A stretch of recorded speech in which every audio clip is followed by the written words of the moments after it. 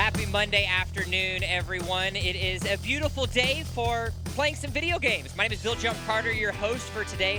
This is the NHL Open featuring Fortnite. Now, of course, not only do we have the team over at ESPN, but it's all of us, and that all of us includes you, the sports fans. We want to say thank you so much for doing your part against this global pandemic, such as staying home, washing your hands, as well as disinfecting and cleaning your surfaces. We also want to give a giant shout out to all of the frontline workers and everything that they are doing amidst the global pandemic. We will endure, we will be resilient, but more importantly, we will survive all of this together as we are one team. Now, I'm not the only voice that you're going to be listening to today. I've got two beautiful faces and voices that will be joining me on today's broadcast. I've got Nick A30, a familiar one within the Fortnite scene, as we can attempt to do some virtual fist bumps. Of course, we've also got Zach Hyman, who is one of the co-creators here for the NHL Open featuring Fortnite. Gentlemen, how are we doing this afternoon? Beautiful day to be casting some Fortnite and to see what these NHL players can do. It's going to be a good day. Now, Zach Excited to be here. had an opportunity, of course, with JD Comfort to create this masterpiece that we have today with $200,000 towards charity. What's it like being able to see something that you've been putting so much work into come to fruition? This is pretty exciting to be here with you guys and to have so many players want to participate in this event to raise money for charity and for COVID relief funds. So excited to be here. Thanks for coming on, guys, and let's have some fun today. Well, let's go ahead and take a look at the format that we will be seeing today. It will be 4 matches total, of course, with all of our teams. It is a trios format. Each of those teams will have 3 different NHL players, 4 matches, as I mentioned. It will be on patch 12.5 with competitive settings, though it will be only 1 point per elimination, as well as the placement points for 1st through 12th, as you see below. Now, not only do we have that, but here are the first piece of your teams. Now, Zach, of course, you not only get a chance to play against a lot of these players on the hockey rink as well as in game. Which of these teams should we be looking out for today? Yeah, on this screen, I'd definitely go for the Colorado team. JT and I started this, so he better hold his own in the gameplay, and he's playing with some really good players. I played against him, I think, in the Super Games tournament with Nate McKinnon and Matt Nieto. So Team Colorado for sure. And then you got to look at Team Minnesota with JT Brown, who is arguably the best streamer out of the group. He's been streaming the longest, so I think that he'll hold his own as well here. Now, we can take a look at the second piece of the teams and rosters that we do have available. And, Nick, I know that you have been diligently studying a lot of these teams. Is there any specific standout rosters that you feel like we should be taking a look at? Well, you just have to remember that this is trios, and currently, there's no game mode for these players to practice that specifically, with the solos being the main priority right now in Fortnite. So I'm just going to be keeping an eye out on the team that, really does some great teamwork and does a great job given their limited practice. Now, I kind of want to have a little piece of that from Nick. Of course, we just saw the solos format with FNCS this past weekend. What will be the biggest difference in play style that we will see from a lot of these teams now that we are shifting to the trios format today? Yeah, one of the big things is you're going to see a lot more people with a lot more mats. So in solos, people tend to play a lot more conservatively, and they tend to rotate as very little as possible because you only have 1,500 mats in total, materials. In trios, it's going to be 3 players, so you have up to 4,500 materials. So there's going to be a lot more action, a lot more chaos. And when one battle takes place, there's going to be 6 players battling it out versus just 2 in solos. Now, we will be getting our first interview up in just a second. That will be with Team Colorado. Of course, we'll get a chance to talk to JD Comfort, your co-creator. And, how did this kind of come to fruition, Zach? I know that we'll get into it a little bit more, but how did this idea kind of begin with you and JT and being able to bring all of these players together from different reaches of the world in a lot of ways for the NHLPA Open? Yeah, well, JT and I played at the University of Michigan. Oh, wrong way, right here together. Getting used to the camera here. And we've been friends for a while. So he approached me with the idea, now that we have so much time off, a lot of guys play video games and play Fortnite in particular, that we should, look into starting a charity tournament. And it's really blossomed from there. And it's turned into this amazing event. And we're so excited to be partnered with, Epic Games and ESPN and have you guys on board. And it's awesome to see everything come together. And a big thank you to all the players who are participating today. And we're excited to see who's going to come out on top. It's going to be major bragging rights because there's been a lot of chirping going on behind the scenes. Now, of course, we also have a lot of big names within the NHL that we're actually getting to see today. Are there any specific standouts that you feel outside of JT Brown as individual players that we maybe need to keep an eye on? Well, I hope my teammate Mitch Marner can show up today. Looking for that Team Toronto to come out on top. So rooting for those guys. That's Mitch, Freddie the Goat, and Travis Dermott. So we'll be watching those guys pretty closely. So excited to see them do well. Now, Nick, when it comes to competitive format, there are 4 matches total that we're going to find ourselves with today. Now, having only 4 matches for you to kind of showcase your skills and acquire as many points as possible, how important is it to rank higher in those placements, considering that we have such a small sample size of games? Yeah, considering eliminations are only worth 1 point, it's going to be super important. And what you'll notice is in these pro tournaments with like FNCS, they're really practicing and scrimming every day. So they have their loot drop, they have their designated route, and they know what the other players landing at their spot are going to do. It's going to be interesting to see being this being an open tournament in the first of its kind, to see how these NHL players, kind of go head to head and how they adapt given there's only 4 games. Well, let's go ahead and talk to some of those players as we have Team Colorado as our first interview before the matches. We've got JT Comfer, one of the co-creators, Matt Nieto, and Nathan McKinnon. Gentlemen, how are we doing this afternoon? Doing good. Now, to start things off, JT, you find yourself playing in the tournament. Zach finds himself commentating the tournament. Do you feel a little sad that you're not going to get to go against, one of your friends and rivals in this, or do you feel that it's going to make things a little bit easier now that you don't actually have his competition against you?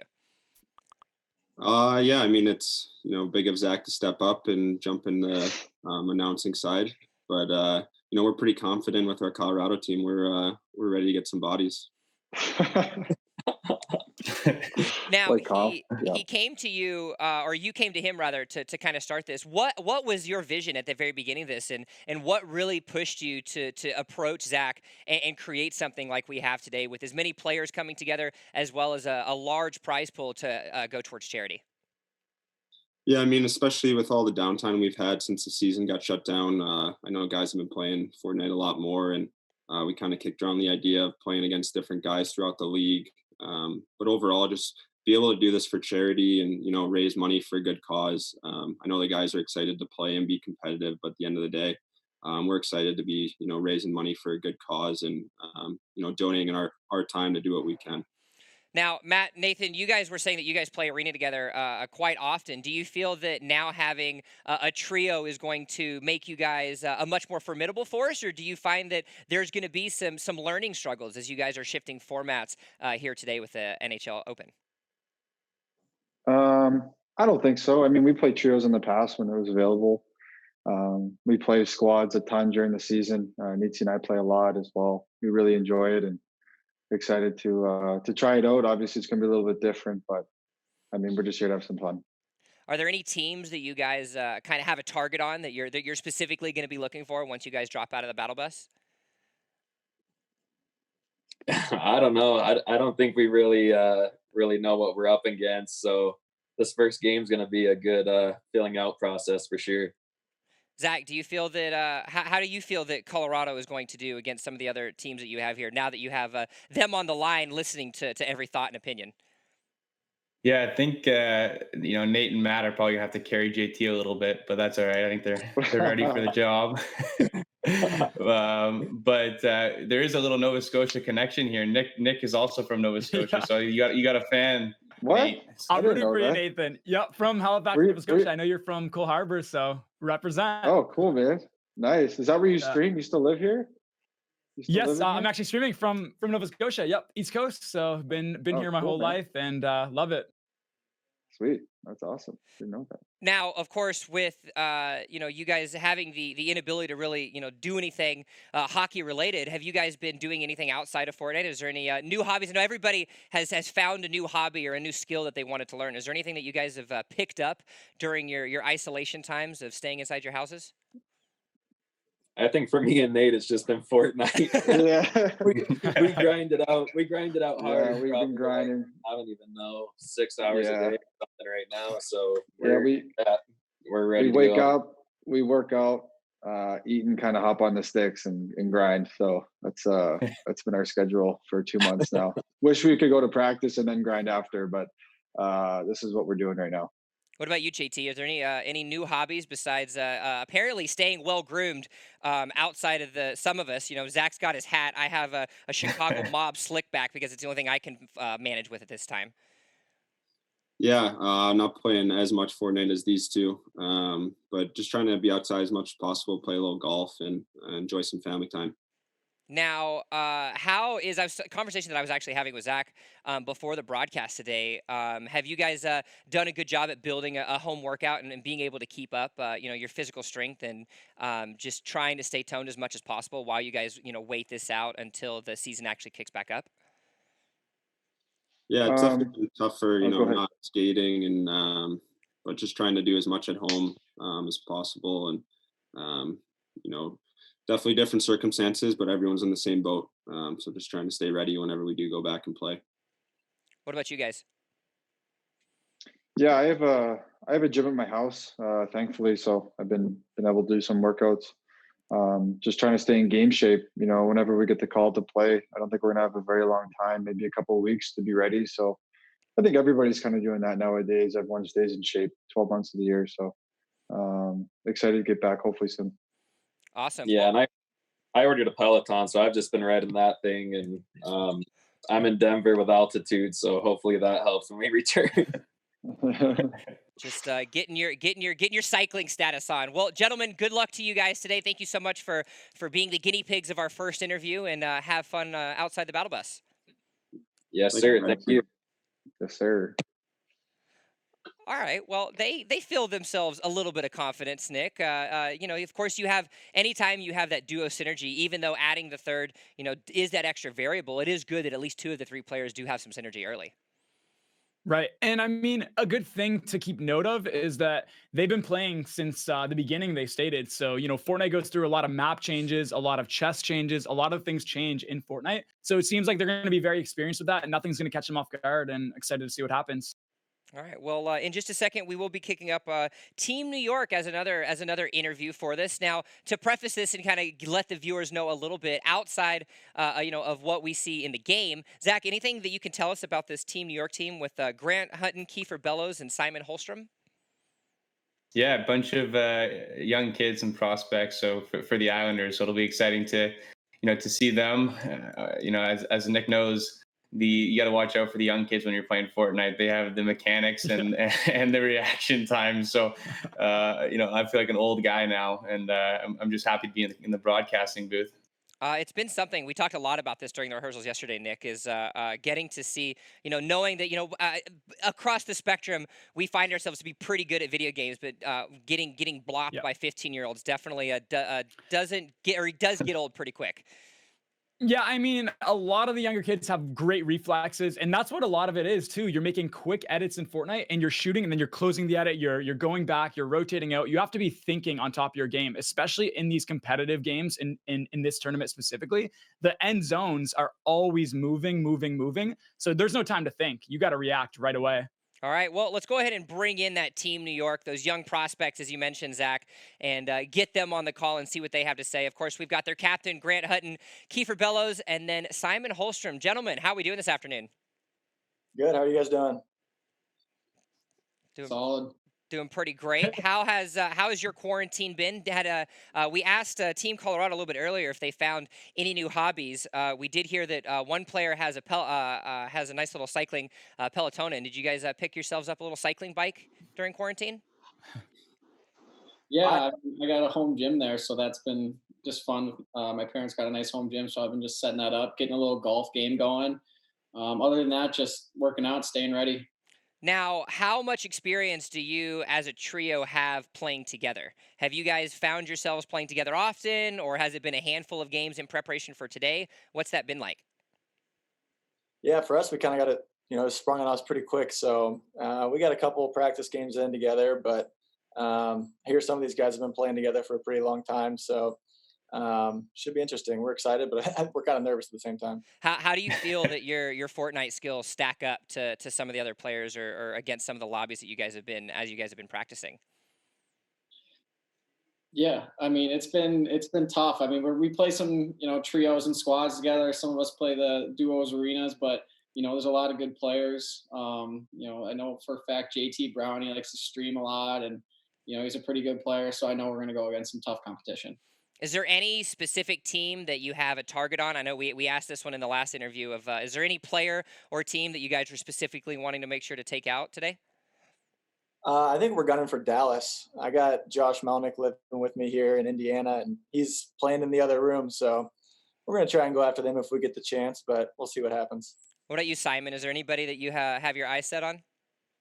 No, just staying alive for as long as possible. So that's definitely a good start to keep on to things. Now, has there been anything as well that you guys have, outside of trying to stay fit, any other hobbies that you guys have picked up while you've been hanging out in quarantine and doing your best to survive this pandemic like the rest of us? Not much really. Just you're limited to what you can do. But golf courses for me opened up about a week and a half, 2 weeks ago. So I've just been working out and playing golf every day, and playing some Fortnite with these guys. All right. Well, gentlemen, thank you guys so much for coming and hanging out with us. Good luck. You've got 4 matches and a lot of money towards a charity to potentially push for. So good luck to you guys outside of the battle bus. Thank you very much. All right. Well, they didn't have to worry about saying much because it seemed like they were pretty much ready to rock and roll, and especially considering that Grant has a rival that he's going to be going against, hanging out in the other room. Going to be a fun one. Now, Nick, while we get ourselves ready for game number 1, let's go ahead and talk a little bit more about this competitive format. So not only do we have, of course, some competitive Fortnite fans that are watching, but maybe they just find themselves to be a hockey fan, and that one of their favorite players finds themselves playing here in the NHLPA Open featuring Fortnite. What is the biggest difference between kind of the casual playlist, as you might call it, and the competitive format that we're going to be playing today? Right. So one of the big things you're going to notice is the end game zones. So typically in a casual match or a public match, you'll see the zone just go center, center, center, center. With these competitive formats, the zones in the end game are going to be a lot more hectic, a lot more chaotic. They're going to be pulling into storm. They're going to be pulling back up, down mountains. And it's just going to be a lot of battles, a lot of chaos, all in a very, very small amount of time. So we're going to be definitely entertained, and we're in for a treat today.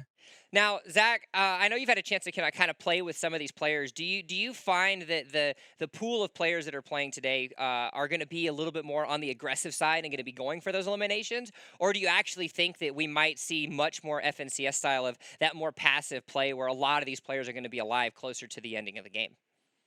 Yeah, I think, when I played in the Super Games tournament, I was surprised by how many good players there were and how many guys were playing for Endgame. I was talking to Nick, pre-show, and we were talking. We don't really know what we're going to see in the end game. We could see 40 players still alive, and then it would be almost like a scrim, which would be pretty awesome. So we're excited to see what happens. I think when you have 100,000 up for first place, guys are going to be playing a little bit more passive, trying to get those placement points, and then trying to pop off in end game. So excited to see what happens here, and I think it's going to be more competitive than we think. I think it'll be great to see, and Nick, kind of back towards that competitive format. Not only do you have the siphon as well as the materials that you're going to be able to get, but you've also got the loot, which is a lot different in competitive than what we've seen in the casual playlist as well. Yes. Yeah, so you're going to see a lot less of those fun meme-like items such as crash pads and umbrellas, and you're going to end up getting a lot more shield in place of that, a lot more actual weapons that are going to be handy for those competitive fights. And you're going to typically see a lot of people in endgame carrying the same loadout. It's going to be most likely an assault rifle, a shotgun, potentially 2 healing items, and then a utility, which could be an explosive of some sort, like an RPG. And it's all going to end up turning into something great. Well, we are going to be getting into match number 1 very shortly. Everyone I know that is watching, please bear with us as we get ourselves going. And Zach, we've talked a lot about the different players. We've talked a lot about the different teams, and it does also seem like not only do we have some city representatives, but we've got some wild card teams, some kind of combination. Are there any of those wild card teams that you specifically think we should keep an eye on? No, definitely. I think the Team Sweden. So that's Willie Nylander, who's my teammate, Alex Nylander, who I played with in the Super Games tournament, who carried me to the finals. So he's arguably one of the best players in the tournament. And then Adrian Kempe from the Kings. So Team Sweden is definitely one that I'll be watching for and cheering for as well. Certainly going to be one that we have to keep our eye on. And when we actually think about this trios format and how a lot of this early game is gonna play out, I know it's something that we're going to keep our eye on very quickly. Of is it going to be everyone spreading out to the various POIs and non-POIs to get their loot? But do we think that there might actually be some of these fights early, Nick? I definitely think so. And I mean, with everything that's, online nowadays, you have so many resources. People can definitely take notes from past tournaments and kind of learn from that. And we might see some really professional gameplay here. And I'm excited. All right. Well, fresh gameplay, but live gameplay, more importantly, is what we're going to get to see today. Everyone, game number 1 is about to begin. This is the NHLPA Open featuring Fortnite. We have 4 matches. And at the end of those 4 matches, we will find ourselves a winner that will walk away with the lion's share of $200,000 towards the charity of their choosing. As we do see a northeast to southwest battle bus pattern and right over Weeping Woods, as you see, as we swap over to the first teams. And Nick, this is where already we're going to get to see if things get spicy. Yeah, it's going to be interesting to see. Lazy Lake has a lot of chest spawns, and usually in solo FNCS, you typically see 3 people land here, and they end up splitting the loot because there's just so much of it. And the fact that these guys are uncontested right off spawn, they're going to be very well equipped for endgame, and they're going to have a lot of loot, and it's a good chance that they end up winning it because they picked such a good POI. Of course, we already are starting off with JT Comfer, your co-creator, Zach, as they decided to drop there towards Lazy Lake. And on a scale of kind of, the top 25% to the bottom 25%, where do you think this team is going to reside for the most part?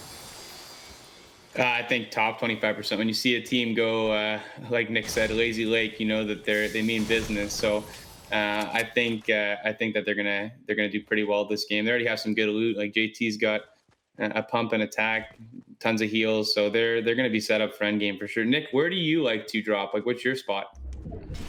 I definitely would consider landing here because, as you even see right now in their inventory, Jay already has 3 mini shields, 2 big shield pots. And the thing about that is you really need a reserve amount of shield because when you get into the rotations in endgame, you're going to get popped and you're going to need to have some shield. Otherwise, you're going to go down. All right. Well, we already find ourselves at a fun spot into this game, as we will be, at least in the early game, switching over to some of the different teams to make sure that we track some of these for you. And as you guys can see, there are a bunch of usernames, and not all of them are going to be lining up to the specific players. And so as we do switch those POVs, we will be trying our best to keep all of you, the viewers, updated on where exactly we're going to be and who exactly it is that we are following as we do swap over. I think we just, sorry to cut you off there. I saw a Silty Pegasus kill. That's Freddy the Goat. My teammate got an elimination. So fun to see that one happen. It's a great start, especially when the team you play for is going to start off with the first elimination. Definitely is good boding right at the beginning. And big time. And what we see right here is, being on top and kind of scouting and just waiting. And usually what ends up happening is 2 teammates will go down and loot while 1 remains up high, just to kind of observe where everyone's at, to make good callouts, to know when to push, and just to make sure that an enemy just doesn't catch them off guard while they're just rotating in the streets trying to gather more loot. Good teamwork right here, definitely. Oh, someone's getting beamed there. Cully's getting beamed. There's 3 teams here too. Yeah, and Father's got to watch out because when you're up on this roof right here, you can't really build any walls. Good thing that he drops down. Definitely want to remain in cover. And it looks like 1 goes down right here, so it's going to be a push most likely. You see people dropping down from this building to take advantage of that down. It's a 3v2. And that's Team Sweden right there. So that's one of the teams we highlighted. That's the Nylander brothers with Kempe. So watch out for these guys. You said that Alex was one of the ones. They definitely got to watch out. Go ahead. Yeah, sorry, I was just about to say they definitely want to watch out for their mat count right here. Wall only has 4 builds. That's 4 walls or ramps that he can build, and if he's in the open right now. So if an enemy catches him off guard, he's in a really bad situation, and it looks like there's a potential third party coming in. A lot of teams rolling up on Sweaty Sands. Yeah, we got actually. This is 2 Leaf teammates going at it. The Toronto team is going against Team Sweden, so. And Wall and Silty Pegasus got knocked down. So that's Willie and Freddy the Goat who just got knocked down. Air Fuego is Alex Nylander, so he's pushing in right now. And it looks like we're in a little build battle here. Air used the high ground, very smart play, and deciding to drop down at the right moment when the enemy's hurt, putting that pressure when it's needed. And now it looks like it could potentially be a 1v1v1. There's 3 separate teams going on right now. Air is very crisp with the builds, gets one down, and I think there's a potential one more beneath him.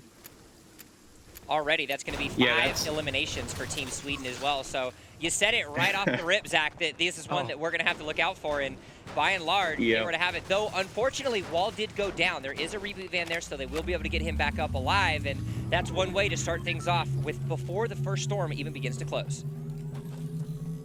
Yeah, that's Air Fuego, Alex Nylander, and Adrian Kempe. He's got 4 kills, and they're just reviving Willie Nylander now. So they took out Team Toronto, which is not great for the Toronto team, but hopefully they can bounce back in game 2. And with this battle right here, it's interesting because it ends up being a stalemate right now. Notice how all teams are full shield, and you got to be careful of the zone as well. If zone pulls far south, which it doesn't seem like it is now, they're in a very good situation. But if it were to pull far south, they have to make this very quick. Otherwise, they're going to be going into the end game with no materials, no health, because this could be potential looting time. This could be potential farming up mat time. But it looks like they're fighting instead. Yeah, and this is Team Columbus. Sorry, Bill. This is Team Columbus versus Team Tampa. Yeah, and something that we get to see quite frequently, especially within something like the FNCS, as you see it, anytime you have this contestation early, and Nick, I know you see this quite often, is the more time that you find yourselves in these skirmishes where you're kind of having this standoff and this line of scrimmage, as you might call it, with the road down the middle, that's less time with your rotations getting the position you want, as well as securing the materials that you need. Yeah, and what ends up happening in these battles is people who are keeping the high ground are just looking for an enemy to make a mistake. They're waiting until they get a clean tag, and then that sets up the push, and then they drop down from their height, they put pressure, and they suffocate the enemy. But as of right now, it's just kind of a stalemate, and it looks like Bob is just kind of dropping down, farming. They realize it's a waste of time, and it looks like both teams might even just disengage this just so they can make it into endgame. Still lots of time to be had, though, of course. They are not too far away from where this first zone would be. About 2:10 left remaining until we see where the next shift is going to be at, though. As you mentioned, it does look like a disengage is going to have to happen. They don't want to waste those points because even though you might find yourself getting happy with that elimination, if you find yourself in the box at 50-50 of hopefully you hit the shot before your enemy does, that one elimination point isn't necessarily worth losing the potential placement points that you can have, considering we only have 4 matches available today. Right. And then what's going to end up happening after this? So it looks like Wedge is doing the exact same tactic we saw at Sweaty Sands, where one's just keeping an eye from above, looking where the enemies are going, while his 2 teammates are looting. He just wants to make sure that his teammates aren't going to get flanked or aren't going to get just randomly shot from nowhere. Very good teamwork from these NHL players. And we see right here, Robinson looks like they're going for a far rotate right now. And what ends up happening with these rotations is teams will try to go as center as they can for the zone, because once that initial zone gets revealed, the zones typically start pulling center and center and center. So if you end up pushing yourself deep in the very center, you're going to get the second zone, you're going to get the third zone, you're going to get the fourth zone, and you just can save a lot more materials, and that's much better in an end game scenario. So we'll see where they decide to rotate to. Well, they are slowly moving themselves in. It does look like that Bemstrom also has 4 launch pads available, and I know that it's something that they recently have added to the competitive playlist. And do you feel that it has been a healthy addition to competitive, bring the launch pads back? Definitely. I think we needed some sort of mobility. Otherwise, it becomes a game of who gets the zone and who doesn't, and it's more based on luck. With launch pads, you know, especially if you're being aggressive, you can eliminate a team who has one. And then if you end up getting one, it's not just about where the zone is going to pull, but more of strategically placing a launch pad and waiting and timing it right. Oh, we got a launch pad and it looks like here. This is the Carolina team. Sorry, Nick. This is Carolina. So this is actually a really good team. Brett Pesce, Sebastian Aho, and Teuvo Teravainen. So they like to push up on guys clearly. Yeah, it looks like they use the launch pad to gain high ground. High ground is definitely one of those things in fights that people like to have, simply because you can like dictate the fight, and the peaks when you're on low ground are a lot harder. It's a lot harder to hit enemies, whereas if you're on height, you just are easy. It's easier to get headshots. It's easier to control the fight. as it does look like, if I'm not mistaken, we do also find ourselves here. Bumper, if I'm not mistaken, is going to be Connor Garland from Team Arizona. So already finding ourselves with a nice little skirmish as we find ourselves. They are going to have a huge rotation, as we can see, moving on to the other side of where the next storm is going to be at. Is it nice little build battle? Bumper going to do a good job at securing himself some height. As we can see, it will be a shift to the northeast of the current available surface area of playing land, but it doesn't look like the fight is over just yet. Yeah, they got to definitely be careful here, and they definitely want to close out this battle very soon. Otherwise, they're going to be caught in storm. They're going to be rotating without any health, and they could potentially die even in storm. They have 1 minute to finish this fight before zone starts closing, because it goes far northeast. And it looks like they do realize that. They drop down and try to force something while one maintains the high ground. So this is so that's Carolina versus Ottawa. So that's Thomas Chabot's team. I think he's the captain of the Ottawa team. So they got to finish it. Like Nick said, there's only 30 seconds till the storm moves, so they could be in trouble either way. Yeah, just like Chabot actually ends up getting full killed. Yeah, and if you look at the map, there seems to be another team in the bottom right corner rolling up. They might try to hold this team, because if you notice, to the north, they have the high ground, and they're on a mountain, so they're going to be elevated, and it's going to be easy to take shots at this team, Bumper, Ty, and Joker, who are really, really on low ground. Looks like they're closing in, too. Nothing just yet. Nice little piece of damage. He will be able to get the knock there. But Jace isn't going to be able to be done just yet. He's going to got himself boxed up and make sure, if anything, that actually he's going to end up going full force in. He wants to be able to come in onto that. He does have a small potion to get himself back up to 50 shield. He's going to get done through by the SMG, but it won't be enough just yet. He does try to get himself a piece of a quick edit. Misses it on the first, but he is going to be able to throw it through. Tries to climb himself back up onto height. And that grappler is deadly, playing and faking the low ground, waiting for the enemy to build, then dropping down when they get impatient, and then bam, he goes right for the high ground with that grappler. Such a very good strategy that Jace utilized right there. Yeah, and this is the wildcard team. Jace is, he's partnered with Joe Morrow and Jason Magna. I think they just took out one of the LA Kings members, and I played with Trevor Moore a bunch. He's really good, so he's going to try to hold his own here, but 2-on-3 is kind of a tough situation for them, especially with the grappler. And we see that, we see that grappler, so high ground is just no use. He builds up, he's right up in his face, goes for the shots, 50-50, and it's an interesting battle. Nick, is the grappler your favorite mythic weapon? It's definitely a good one, but there's a lot of other great ones, such as the minigun, which is so good at applying constant pressure, especially in trios when it's an outnumbered scenario. Just having one person on a minigun while the other people are trying to, just put that pressure is so good. Oh, wow. The Kings just turned it into a 2v1. So those two just got 2 eliminations there. I think now it's a 2v1. Yeah, it was an unfortunate situation for Prototype, actually. He was having that 1v1 with Kings' More, but unfortunately fell down and had to face the demise of fall damage. As I know all of us have had to face at one time or another. The quick learning has helped them out, but they do find themselves outside of the storm. Thankfully, that Mythic Grappler will help Jace get back into something, as they do find themselves right outside of Frenzy Farm, but it does look like there is another team that is already there, so he's gonna have to end up moving and rotating himself around, box himself back up so he can get full healed.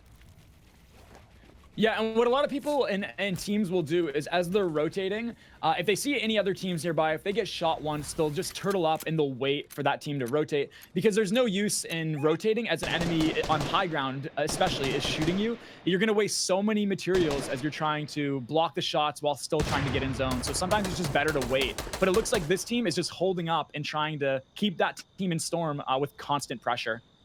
And that's the Florida team, Nick. That I've actually played with Mason Marchman. So a bunch of these guys I've played with because they were, on the Leafs at one point. But he's a good player, and I actually saw JT Comfort got eliminated in the kill feed. So that's one member down on the Colorado team we were looking out for.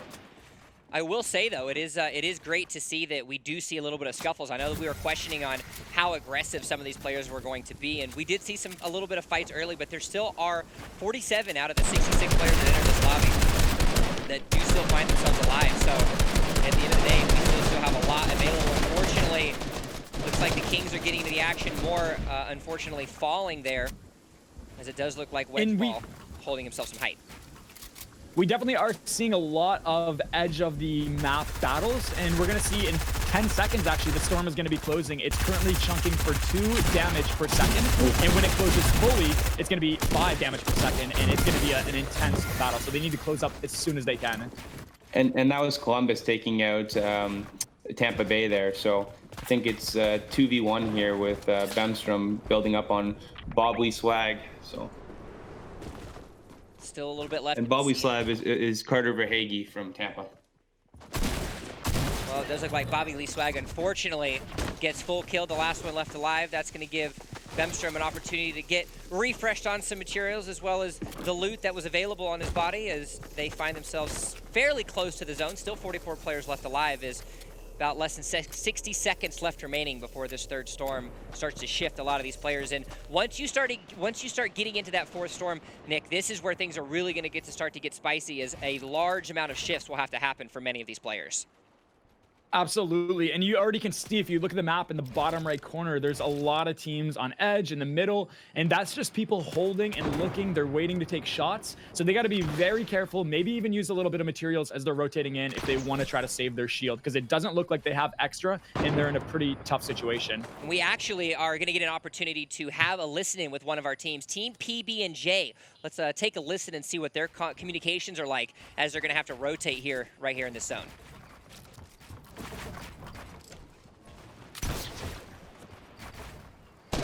So we see they're just trying to get in a little bit more center here. They want to make sure that they have good positioning for the next zone. As you can see, the zone just appeared right there, and it's center. So they're going to almost want to get high ground potentially if they can, in case zone pulls up there for the next one, just so they're set up for future zones and just saving more mats. This is a solo now because Jace's partners got eliminated. So how hard is it, Nick, when you're a solo going into trio? Yeah, Jace. So as a solo, you'd almost want to extend out your box a little bit more. You don't want to make it seem like you're just one person. So right now, as teams are rotating in, they're going to see one little box, one little house that they created. And it's going to be a scenario that he's going to have to be very, very careful of if he doesn't extend.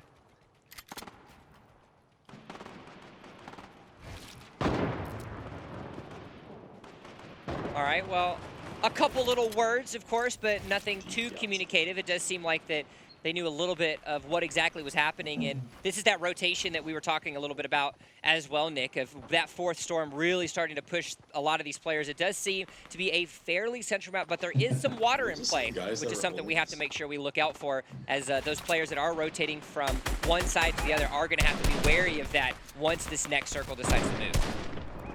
Yeah, and this is called upcoming is a 50-50 zone. So we previously talked about how the zones usually go center of the initial zone that appears. But for this one, if you look at the map, the next zone is going to be center at a random spot along the perimeter of that white circle. So that's why you don't really see too many teams in the center of this white circle now. They're kind of lined up on the perimeter because it could go anywhere. And why risk rotating? The more you rotate, the more likely you get shot, the more likely you get eliminated. Still lots of players left alive, as it does look like aston-reese ends up falling to bumper yet again. We do find ourselves that Team Carolina. We didn't really talk too much about them coming into this game, Zach, but it does seem like they are finding themselves with some solid amount of eliminations early. Yeah, they're a solid team.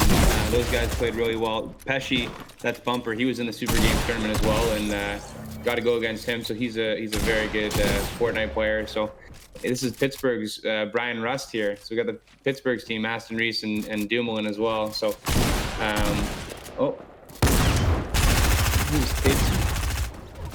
Couple shots. Unfortunately, the 2 versus 1 isn't going to be enough, but we are finding ourselves in an area where if you find yourself outside of the storm, or into the storm rather, you're going to find a lot of damage. Is now a jump pad, as we can see. Dal Dickinson ends up coming across, but he gets beamed down, finds himself down at about 25% HP, and then just like that, ends up getting knocked in almost there at a full elimination. So he's going to have to be watching from the lobby, as now we get to see a nice little overhead view of where we're going to be as this next severe storm surge is going to happen, and it shift to the north. Yeah, it looks like that team up on the mountain is going to have a very poor rotation if they don't have any launch pads. They're going to have to drop all the way down. They're going to have to rotate through the river.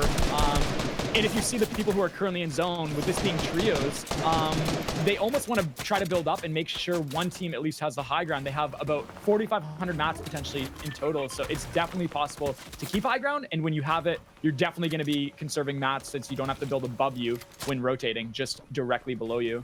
But as we can see, over 50% of the lobby found themselves on the southern side of the available playing area, which means there is going to be a lot of flying players, but more importantly, it's going to be a lot of potential rotational frags, which is something that we talk a lot about in the world of Battle Royale, of any time that you find yourself in position inside the next current playing circle, if you're able to get those eliminations as the opponents are rotating themselves around, that's just extra points for your pocket. And we just saw that this is Air Fuego. So this is Alex Nylander and Team Sweden. Adrian Kempe went down. So Lord One Pump from Winnipeg is actually one of the players to look out for. I'd say I've seen his name on the limb screen quite a bit here. As you can see, a lot of the teams are turtled up and they're in their boxes and they're just waiting for the next zone. Usually, if you look, a zone is pulling towards the south, and what usually ends up happening is if you rotate first, and there's no shooting going on, people are looking, they're in their boxes trying to look for shots. So some people are just waiting right now. And it looks like Air is making his move, trying to get better positioning already. And it's an unfortunate situation as well because of the water mass that you have going down the middle. That's why you saw so many players with those jump pads, because they were going to have to force themselves over. So now this hard push to the south is going to be difficult. But you want to talk about difficult. It's the enemies that are facing the reticle of Air Fuego. As he gets his third elimination, he's the only one left alive for his team, and he's going to have to make sure that he's careful. But every elimination that he gets, and the longer that he stays alive, more benefit to his team in match number 1. And it looks like zone with it pulling south, and he's going to need to eventually get up from this low ground. He's underneath the bridge right now, and it pulls up the mountain. So if he's not staying on top of his game, he might get caught down here, especially as other teams rotate. Builds will cover him, and it looks like he's ahead of the game. He's going up now, just as he should. Doing a great job as well at making sure that he's keeping track of everyone else that is rotating, securing height, walling players off to make sure that they can do anything. Unfortunately, he falls, was able to get one more elimination. It was Bemstrom that actually took him out. So that's going to be one more for him, as we can see that total height available, of course, by Hellebuck, Tony B, and Lord One Pump. And we see this team up top, and what they're going to want to do is they're going to have one person building in zone while two people are potentially staying back, building for other angles, and just pressuring the teams below. You want to pressure so that these guys don't have a chance to look up, they don't have a chance to build, they don't have a chance to shoot at them. When you have high ground like this, you're saving so many mats, while these guys below are building floors above and below, as you can see right there. They're wasting so many, and these guys are conserving a lot. It's amazing. It's a great scenario for them.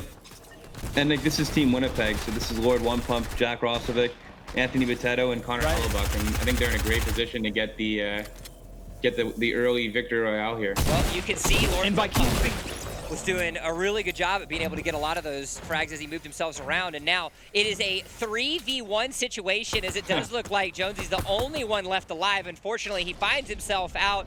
There's your slow-mo, there's the victory royale, and just like that, making sure that they had that vertical height, they were able to have a solid effort in match number 1. And gentlemen, we have our victory royale winners at the very beginning here for the NHLPA Open featuring Fortnite. Team Winnipeg.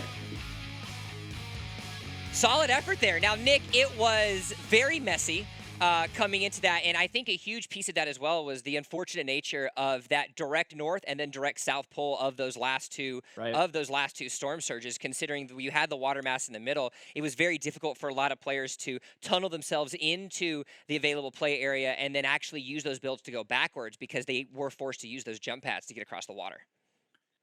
Yeah, it's going to be interesting to see how people change up their game plan. Usually, especially in sports and, the NHL, it's you practice what you do and you do it no matter what throughout the whole game. But in the case of Fortnite, sometimes, if you want to make it to end game and you realize you're being contested off of spawn and they're taking your loot and they're winning those fights, sometimes the better play is to just change up your drop. That way you're more set up. A lot of those teams might have not had their loot, their shield to make it. So I'd be curious to see what they do to change it. Team Winnipeg, of course, with the victory royale. I know that wasn't a team or a name that you were thinking of right off of the rip, Zach. Yeah, that's a 10 elimination victory royale, which is a big start for those guys. Two names that look familiar. I probably should have should have mentioned them was Lord One Pump and Anthony Botetto, which is Tony B. I think I remember seeing them in the Super Games tournament. So seeing those guys names in the Elim feed. So great start for Team Winnipeg. And this kind of the way that they were able to secure themselves this victory is something that Nick, I know we want to talk a little bit about of what advantage you are able to create when you have true ultimate height, especially in those later stages. Once you start getting the storm surge moving to some smaller surface area circles. Yeah, so you dictate the fight so well, and especially with a zone like that, you notice that towards the end, it pulled up a mountain. So by them being on high ground, they don't have to worry about breaking through another person's build or someone ramping over them and then them being stuck underneath and getting caught in storm. By keeping high ground, just that one thing alone, rotating, ended up playing such a big part, and it's so crucial. Now, Zach, I have to kind of reel it back a little bit. You were feeling pretty confident about your Toronto boys, and they ended up being the first team to get taken out. How how is that working on your confidence after match number 1? I might have to give him a phone call here and get on Mitch and the guys, but I think they got taken out by Team Sweden, which was Alex Nylander's team, and he had a really good game as well. So I think it's time to change up the drop spot. You only have 4 games, so I don't know, Nick. What do you think? Do you think guys are going to be changing their drop spots up? Yeah, I definitely think so. But you also have to remember too that it's not a full 100 player lobby too. So there are going to be spots that are uncontested. When we were looking at the drops previously, I noticed that Slurpy Swamps was uncontested. That's a really good spot where you get shield 100% guaranteed. So people are very aware as they're dropping of where everyone else is at and looking and using all the information they can. I definitely see some drop spot changes. Now, Yeah, I didn't see the mythic weapon. Sorry, but did you see any mythic, any of the drum gun or the minigun? I didn't see those in play. I think we only saw the mythic grappler. I think that was the only thing that we saw into the hands of Jace, of course. But outside of that, I don't think we really had any of those mythic drops. Now, when it comes to the mythic drops specifically in the locations, with what we saw in that area, would there have been any benefit, Nick, of any of these teams kind of dropping and trying to going for that mythic drum gun or the minigun or things of that effect? Yeah, so I mean, even something like the Mythic Minigun, when you're on low ground, to be able to apply that pressure to high ground and just break through and shred through brick, metal, wood in the span of a second, to be able to drop them down and then call for your teammates to start building and reclaim that height so they're not caught underneath. I mean, that would have been huge. So, I mean, those are definitely game changers, and I think that people should be fighting off that. Usually it's very, very contested, so I'd be surprised if it wasn't next game. Of course, now we mentioned this at the very beginning, but we have some audience in the chat that is maybe not as familiar with kind of the newer changes that have been happening to Fortnite. So why don't you break down what these kind of mythic quests or mythic items really are within the world of Fortnite right now, and what that means for some of these viewers that might not be more aware of what the mythic aspect is? Yeah, so there's certain points of interest, places on the map where there's going to be much better loot than normal. There are these vault things where you eliminate a NPC, it's called a non-playable character. They drop a key card, you open up the vault, and you end up getting a lot of loot as well as potentially a mythic item. And these mythic items are usually a lot better than the traditional items and weapons that you can find. They have increased fire rate, increased damage. They're basically better variants of the weapons that we already have in Fortnite. Is there any mythic weapon that you're the biggest fan of, Nick? I really, really like that Mythic Minigun because it just allows you to put so much pressure and people panic. They just start building, they won't fire back. And if you find a good player and someone who knows how to handle it, what they'll do is they'll always try to find angles and put pressure back to get that person from to stop shooting, basically. What about you, Zach? Are you on the same page as Nick here of the Mythic Minigun is kind of the overall best, or do you have a personal preference when you drop? I feel like that's the competitive pro angle. For me, I like playing drum gun. I think the drum gun's really fun to just kind of push people and try to get in their box and switch it with the pump and go into it. Oh, we got a replay here. Yeah, we're going to take a look at some of the big moments, of course, of match number 1. And first off, we have to start watching the sad face of Zach as he gets to watch some of the players that he knows and loves get demolished as we saw Team Sweden go right off the rip in a lot of valiant efforts. Yeah, a lot of great exchanges here. A lot of this is close quarters, and it's all replacing builds and making sure that you have the wall versus the enemy. Because when you have a wall in Fortnite, you're able to edit it versus no one else can do that except yourself. So a lot of people are claiming these walls, getting kills. And that was a very, very nice butch kill by Air. The fact that he spotted him right there. We see Astro, he maintained the high ground here. He scouted out for his team early on and ended up clutching up the fight through that good decision making. It was quite the active effort by Team Sweden, and unfortunately, Air Fuego did fall down a little bit earlier. But at the same time, we have to take a look at that Team Winnipeg, the ones that won that Victory Royale. Now, considering that there only are 4 matches available, how important is it that they were able to secure a win in match number 1? And do you feel that that maybe adds pressure or maybe reduces a little bit of pressure now that they kind of got one right off the rip? Yeah, I think it definitely reduces pressure. I played in a lot of these tournaments, and a big thing that determines the winners from the people that, are placing like 50, top 10, the people who aren't winning is mindset. So you're not going to have a good game every single game, but if you can keep that good mindset and, you can stay consistent and you don't get discouraged, a lot of that will end up causing you to win the game. I mean, confidence is everything in this game. Believing in yourself when you're in a fight. A lot of people get nervous, they shake, their aim gets messed up, and then they end up losing. What about you, Zach? Do you feel that them winning at the beginning has put a target on their back, or do you feel that it alleviates a little bit of pressure? First off, that sounds like hockey, Nick. You're talking about that competitive spirit, and I think it does transfer into Fortnite. I remember when I was playing in that competitive Super Games tournament, I was sitting there like, why am I nervous and sweating for this? This is crazy. Like I'm not. Yeah.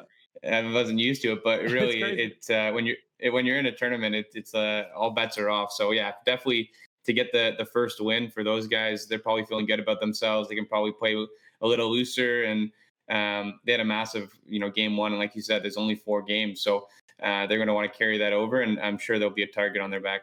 Well, let's go ahead and actually talk to the match 1 winners of Team Winnipeg. We have them available for a nice little winners interview, and we can bring them in. Gentlemen, you have secured yourself a victory royale in the very first match, and I talked to Nick and Zach, and I want to ask you guys, how's it feel to get yourselves a win right off the bat? Yeah, it was nice. It was a good start for us, right? Our mindset going into it is to try to get 2 wins, so we still got work to do, but it's a lot of fun. I want to thank JT and Hyman for setting the tournament up, and yeah, it's been fun so far.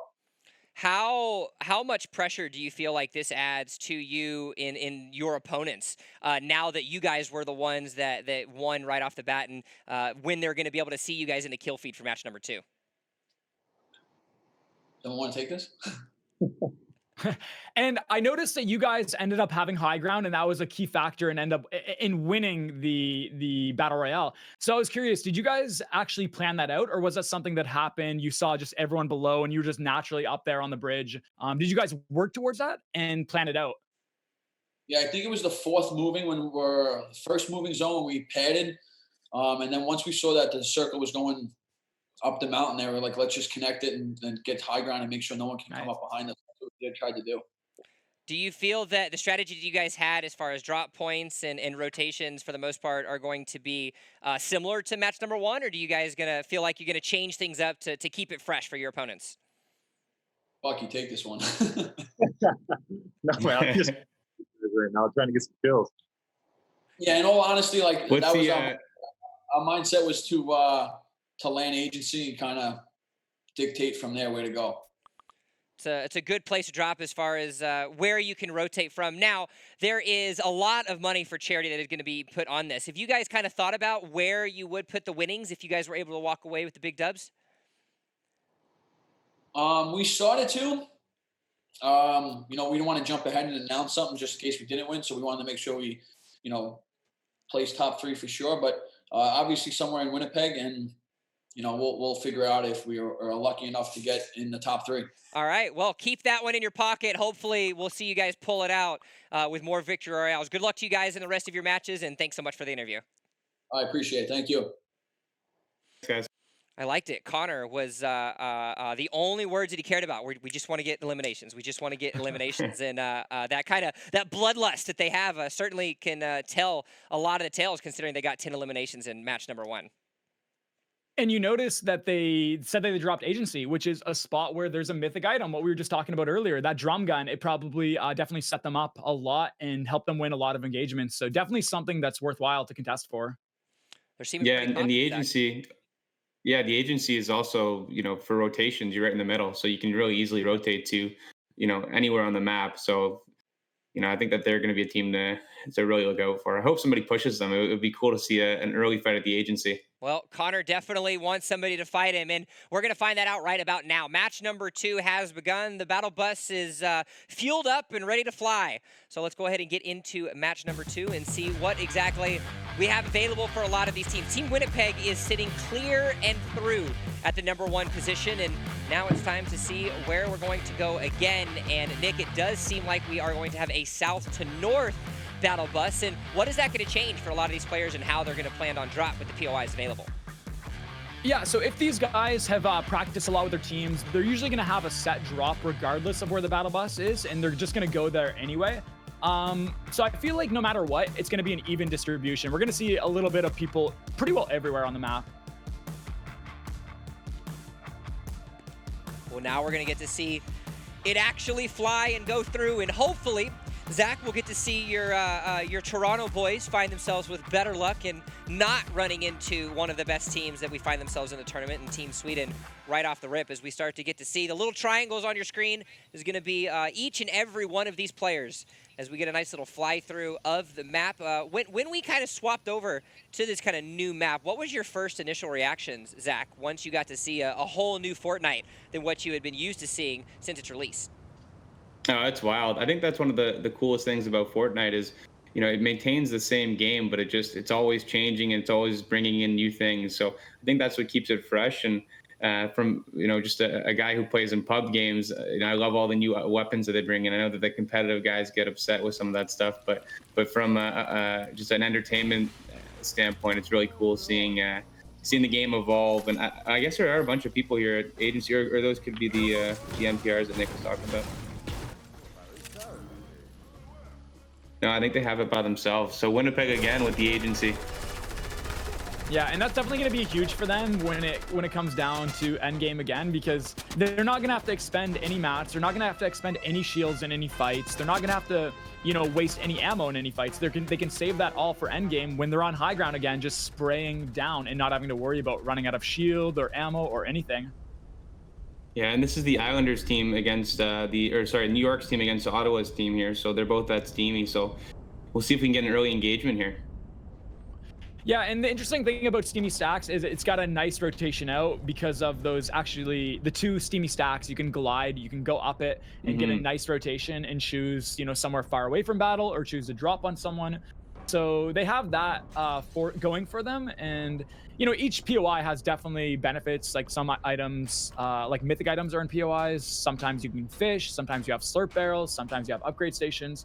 So it's definitely interesting to see these guys drop here. Still a lot to be seen, and going back to that Team Winnipeg, Nick, how important is it when you're actually able to drop by yourself at a POI, especially considering the fact that there's a mythic weapon available? Yeah, the thing is, a lot of teams and a lot of players will want to drop towards an area that it doesn't have necessarily the most amount of loot, but the fact that because of that, they're going to be uncontested. They're not going to have to worry about fighting. But then they're not really set up for endgame. So the thing about Steamy Stacks is there's a lot of loot. But because of that, you see, they're going to have to get through one team in order to be able to get all of that loot.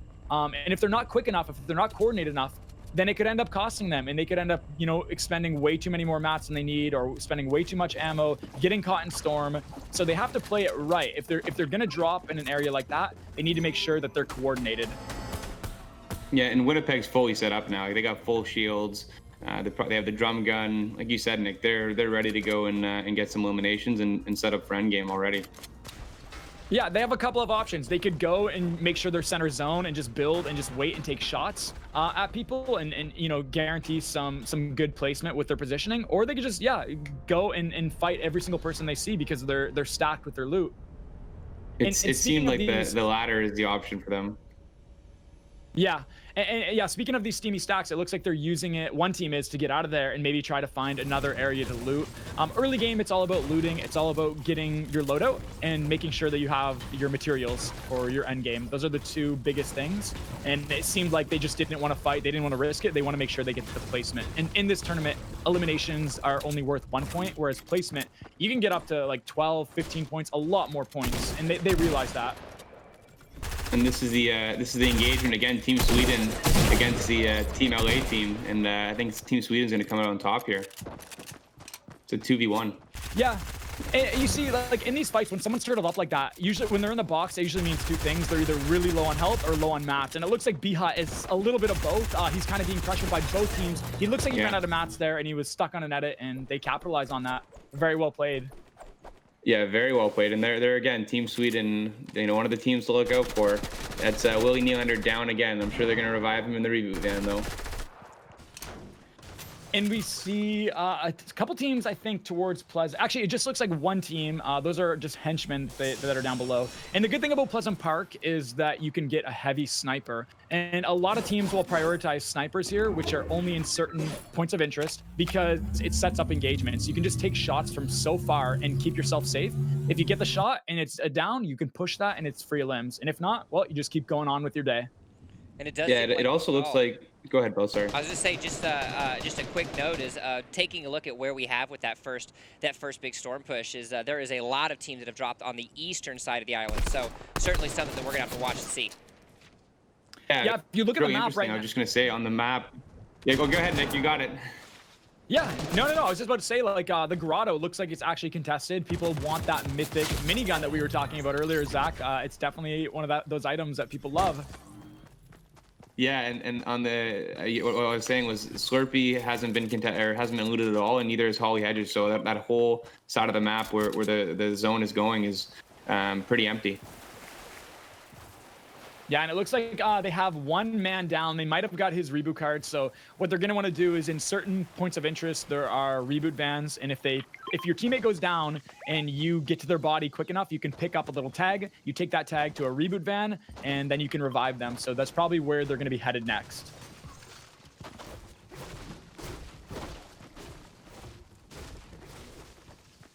Keeping themselves up and fresh, of course. You have almost fully maxed out mats for the Lord One Pump as he's going to get himself up a little bit more metal as they do find themselves in a pretty healthy position. And, this is something that you kind of talked about a little bit earlier, Zach, and the fact that they did find themselves alone at agency. They are going to be pretty much fit to do whatever they want in whatever situation that the Storm is going to potentially put them in over the next few minutes.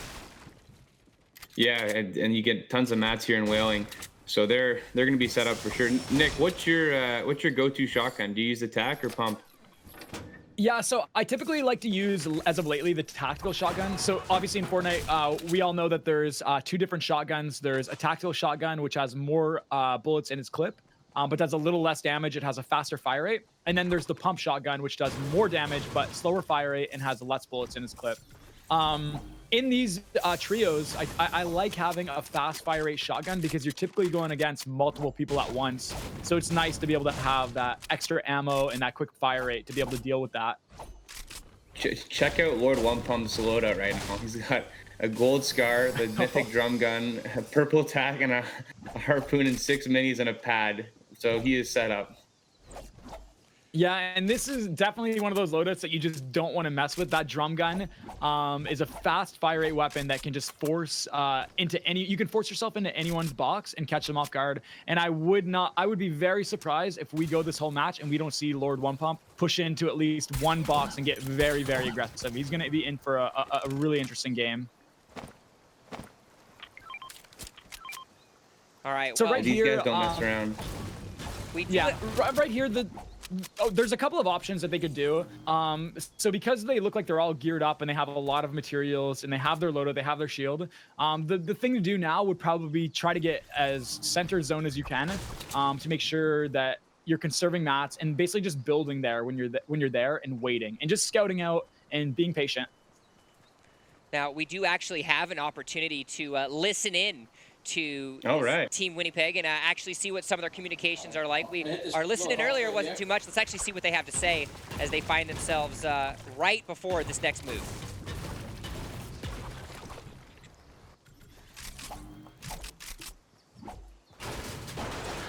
Where's this other one up here? I don't know where this last chest is. You know where this chest is, bro? I don't think I've ever been here.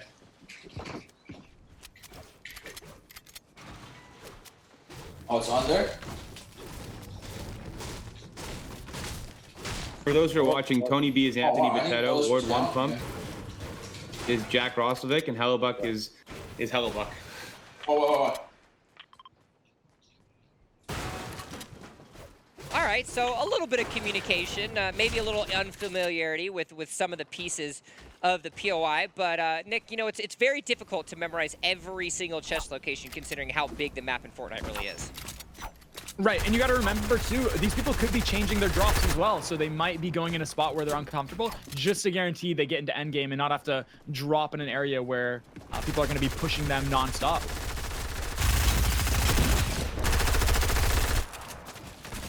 And here we have St. Louis's team with Vince Dunn, Robert Thomas, and then Jordan Cairo. So I think they're taking out. I'm going to see who this is. Oh, this is Tampa's team. So this is St. Louis versus Tampa here, and St. Louis looks like they have the advantage. Does look like Bobby Swag has a big advantage as well, height-wise. And the only problem with height here is that there is another team in the distance, and they're looking. If you look on the map, they're looking directly towards this fight right here. So you might have high ground, you might be able to dictate the fight, but you leave yourself a lot more vulnerable when peeking. And it looks like Bob understands that, and he's peeking from behind his builds. He might even disengage here because that would be the good call. A 1v3 is not a fight that you really want to do. So while this team is looting underneath, he might just leave. But he might also run into another team as well, which could be a bad situation. I mean, when people see a solo, it's an easy kill, 3 versus 1. Yeah, and they're taking shots at him now too. So they've seen that he's rotating, and then on there they're gonna leave him, let him go here. Yeah, and high ground, like we talk about high ground being good in endgame when the zones are really small, and you know that people don't have these like you're not gonna get blindsided. In high ground in these scenarios where it's mid game, people are rotating, people are looking, people have heavy snipes. People can really capitalize on the fact that you're up above so much better than if you're down below right here, hiding in the builds. Nobody has angles on you, so you gotta be careful about building and fighting this like early into the game, but then also being up on top as well. And the storm is the storm moving in now? Because it looks like it's moving. Yeah, they got to move. They're definitely going to want to. Yeah, and it's so congested on the east side of the map that definitely a team might go down here. Oh, this is Minnesota's team against. It looks like only Silty Pegasus from Toronto. So I don't know what happened to. He's hiding. He's waiting. He's waiting for Minnesota to just leave. Yeah.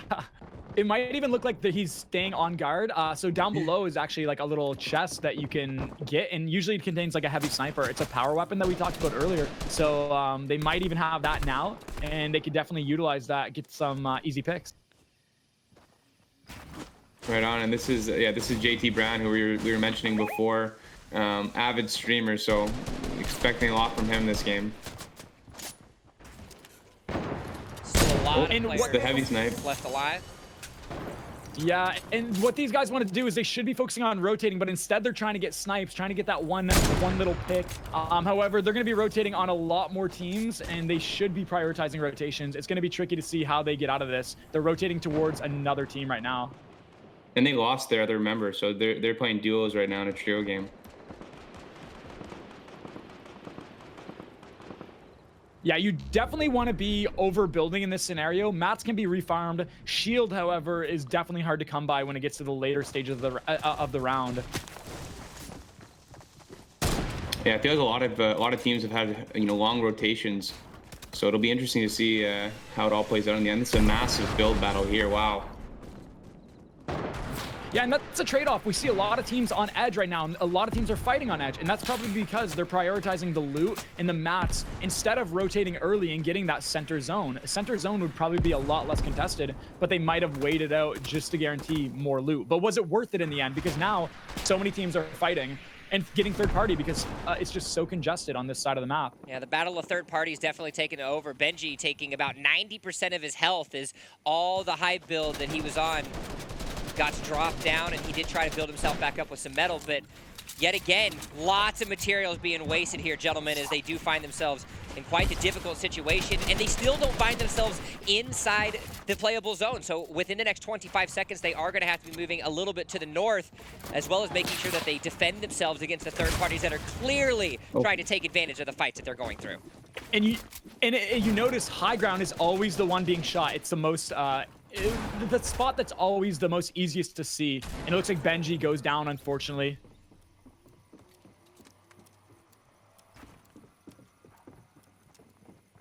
Still a little bit of time, and that's Minnesota's team that took out Benji over there.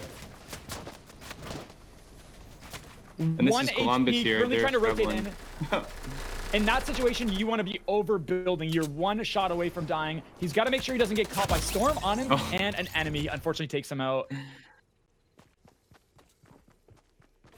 Oh, here we go. We have Jake Kumpf 37s. That's JT Comfort and his team with Nate McKinnon and fellow Nova Scotia. He's going to do a good job at beaming Kale Juice 8 a little bit. Going to have to force him some difficult situations. Yeah, that's their teammate who's on a different team this time, Kale McCarr. So they'll have some nice bragging rights on him if they can get that elim. Oh, I hear that minigun. Do you think that's the one? It could potentially be the Mythic, yeah. I think so. And it's definitely not something you want to be up against, especially with zone closing in right now. So what they're trying to do right now is Brownie's trying to pressure from one side, and then these guys are trying to work on another side. That way it's from front and from back, and you can't really build against that. You have to be looking behind you and in front of you, and it just flusters the enemy. And they're doing a really good job of using that teamwork to catch the enemy off guard and try to look for angles and try to replace that wall so they can edit it and then get inside their box and eliminate them. Of course, we've got Team Minnesota that we're checking out. That Sweet Hands is going to be none other than Matt Robson. That was doing a good job at keeping himself so hyped, but now he's going to have to go and try to help out his teammates that find themselves in a rough situation. But he's got Splode available, as he's going to be able to take down one, a full elimination, as now he's also going to throw some damage down onto Fleur. He's going to get hyped back up because he was having a lot of damage taken. So he's going to try to get himself back up, healed. You can see him popping some shield potions right there. And they lost JT Brown. He went down. And what we see right here is Louis is actually trying to take that wall again, because what this is known as in Fortnite terms is it's layer control. So in Fortnite, when you build a structure, be it a wall or a ramp, you now are the only one who has control over editing that structure into different things. So you can make a window to shoot through, you can make a door to walk through. So in these fights, the enemy will try to replace that wall with his own so he can edit it, and that way he can get inside the box where the enemy is turtled up and just instantly get that elimination. But unfortunately he couldn't, but he was trying. And that team under them is the Montreal team with Ryan Paling and Cale Fleury. So I think they eliminated JT Brown there. So it's been a battle between these two teams, between Minnesota and Montreal here. We'll see who comes out on top here. It's pretty exciting here. Yeah. And it almost looks like a stalemate. They almost want to consider disengaging. They still have really good shield. They have really good mats, materials. So they don't need this fight, but for some reason they are pushing it. They might just want those elimination points, but it looks like they may get third-partied because of it. So they should really, really decide on maybe even just boxing up. They don't want to get focused. They don't want to throw this game. They don't need this kill. Yeah, and I think that a loot drop was right next to them. So how important is that late game to get a potential pad there and have that? Yeah, I mean, it's a guaranteed launch pad, and we saw that utilized in the last game where the team was up on the mountain and zone was pulling all the way across the river. So instead of them having to drop down and potentially get shot and eliminated, they just launched, and it was a free high ground take. If I'm not mistaken, they said that they used the launch pad to get high ground, so they are super important.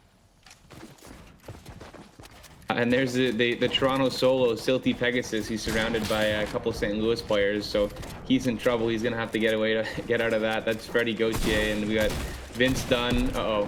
St. Louis looks like it's going to take Toronto out here with Vince Dunn and Robert Thomas surrounding Silty Pegasus. So not looking good for my Toronto boys.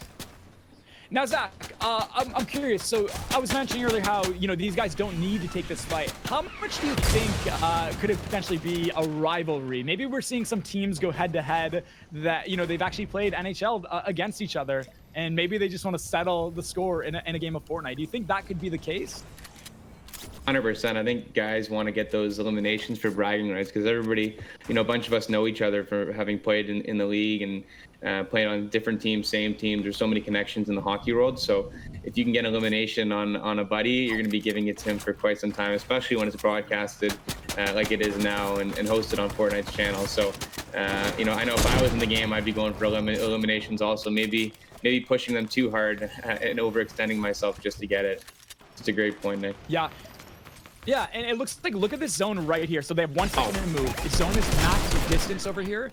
And it's interesting because when you're rotating in these zones, you typically want to try to go and use other builds. But because there's no one around them, they just have to walk in the open or, like they're doing now, shoot at this team so they build. And then they can use those walls as cover and they don't have to waste their own. But it looks like chaos. It looks like a free-for-all now.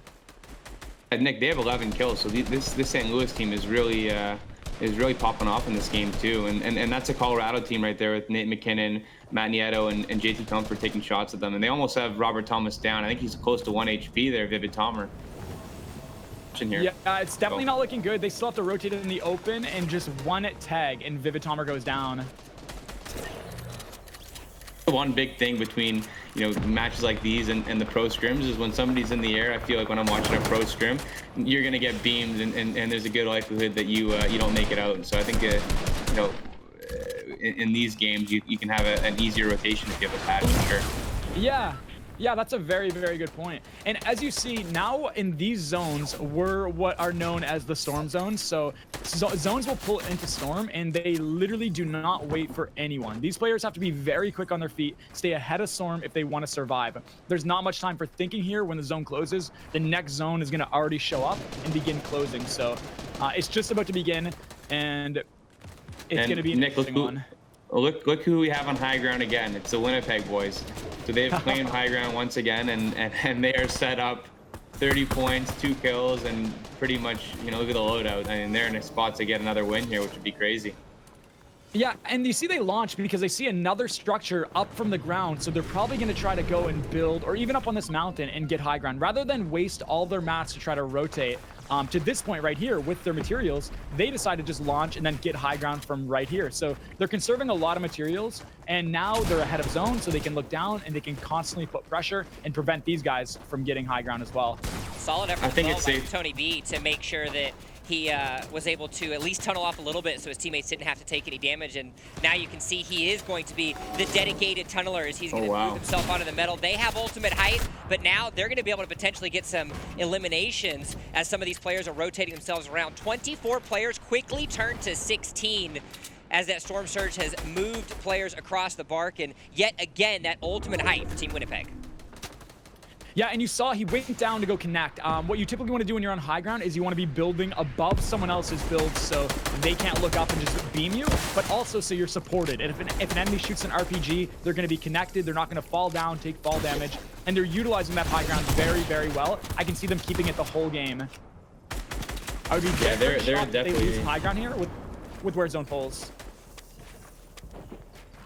Yeah, and they're connecting all their structures too, like you said, Nick. So they're set up to stay on height here. I think that St. Louis team has 15 kills, but they're struggling now. But pretty good showing from them in this game. What they want to do, yeah, and what they want to do right now is they want to suffocate the team below. They want to build over that mountain. See how zone is pulling up above that mountain? If they can get there first and cover it over, that prevents the enemy from building up. They get stuck down there. They have to break through, waste more time. They lose health, and they're in a really bad situation. So Lord One Pump and his team are doing a really great job at maintaining this. And they know exactly the advantage that they have. They can see that it's a 3v1v1. Oh, no. And yet again, they said it in the interviews, we want to get 2 out of the 4 dubs.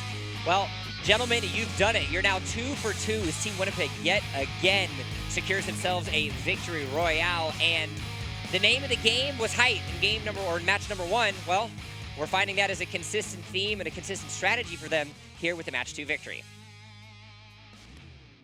Yeah, you can clearly see that that's definitely one of the factors that's, allowing them to save so many mats, allowing them to prevent prevent them from getting shot even. Like they weren't even getting touched. Nobody was looking up on high ground, and that set it up so well for that win.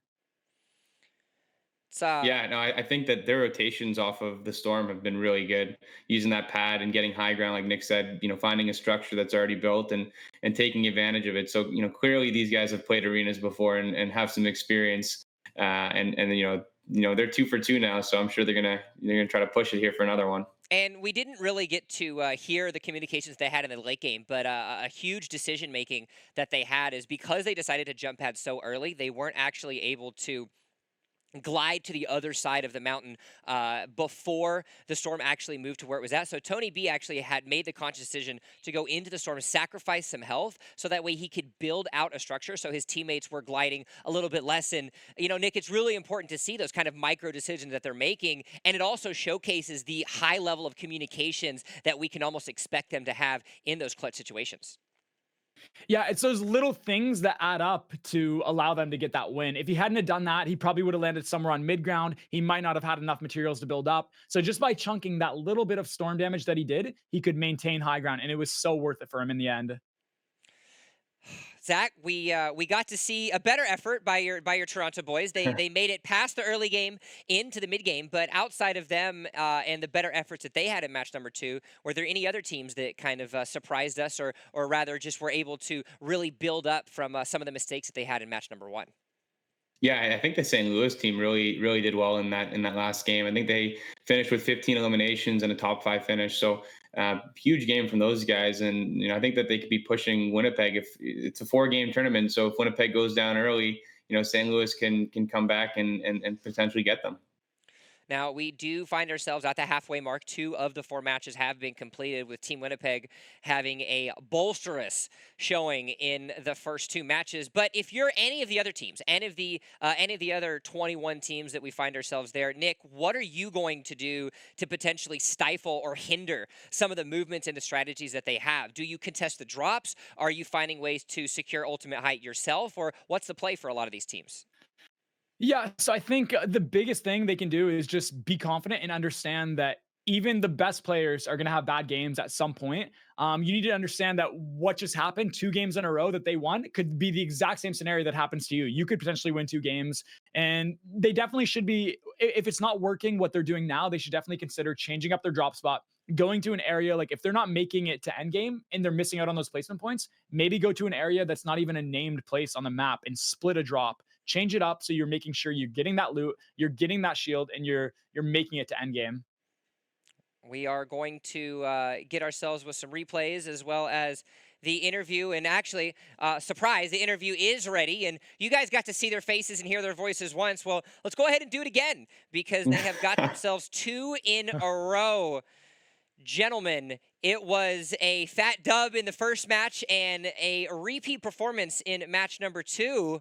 You said you wanted 2 wins, Jack. How's it feel to have it? Jack, they're talking to you, Jack. You guys can't hear him, can you? We might be muted. Couple audio issues, but Anthony, you can take his place. You're the one specifically that said that you wanted to get yourselves 2 victory royales. Well, you got him in the first 2 games. How's it feel? Yeah, it's nice. I mean, we got some luck. I didn't think we were going to win the first 2 games, but like I said, it's been a fun time so far, and we'll see where it goes. Now, both games that you guys won, you were able to secure height advantage and ultimately were able to use that in the final pieces of the Storm Surge. Is that a consistent strategy that you guys are constantly communicating about as you get to the later stages of the game? Yeah, I mean, for sure. You get height in this game, it's kind of dominant. You really have to either get shot out, but we tried connecting to that mountain on that side there again, and we were lucky again. And I noticed that you guys have roles. I don't know if this is intentional or not, but I noticed that one person is usually building, trying to stay ahead of zone, while 2 people are looking for angles. Maybe even one's dropping down, reinforcing, the other one's looking for shots. Are these roles assigned before the match starts, or is it just kind of something that happens just in the flow of the match? Yeah, we know. Does my audio work now? Yeah, we can hear you. Yep. There we go. Yeah, Bitsy's Bitsy's keyboard, mouse, and we're on controller, so we're just trying to take advantage of the L2. Any way that you guys can get your advantage. Well, now that you have the insurance or the padding rather of 2 victory royales early, you guys feel like you're going to be a little bit more aggressive, or do you want to see if you can get the hat trick? These guys, I think, want to play a little more aggressive, but I mean, you got to stick with what works. And right now, playing a little confident but not cocky is the way we're rolling. Is there any team that you guys have gone against in the first 2 matches that you feel like could potentially surprise anybody that is slowly creeping up on you guys at all? I don't think we've really had very many fights against opponents, but there's some good players. We in the last event we had with the pros that Nick was actually in. We know there's some good competition out there, so we don't want to recklessly push, but we might try to get a little bit more aggressive here. Zach, any inside thoughts on or questions that we have for these guys before we let them go for match number 3? I don't know. These guys are dominating right now. You guys must must play a lot, and I played against you guys in that Super Games tournament, so not a surprise. So, and thanks again for joining and for being a part of the event. Really appreciate it, guys. Yeah, thanks for setting it up, Zach. It's cold in Winnipeg. Hard to go outside. Now, while we have you guys, as we get ourselves set up for match number 3, it's something that we talked about with some of the previous interviews that we have had. What have you guys been up to, and how have you been, or how successful have you been at maintaining your physical shape and whatnot as you guys are going through quarantine and kind of waiting it out before the season opens back up? Ellie's been fishing a lot. Good. If you don't have a gym, I think by now you have a regimen that kind of keeps you a little fit, and or a trainer that you're talking to a lot. So I think by now we've kind of amped it up. We've had our moments of rest, and now we're amped up and kind of ready to go again if need. Is there any new hobbies anybody has decided to pick up? Jack, I know you said you've been fishing a lot. Where are you residing right now throughout everything as you're staying at home? No, that's heli fishing a lot, but I'm back in Columbus right now, so just been golfing, hanging out with some friends, trying to stay safe and stay healthy. Any other hobbies? What about you, Anthony? Anything besides Fortnite and clearly being the outspoken captain of these 3 players? Not much, to be honest. I haven't picked up a new hobby. Kind of just been playing some games and kind of staying in shape as best as I can for the hopefully we can get back to playing soon. So no new hobbies for me, no.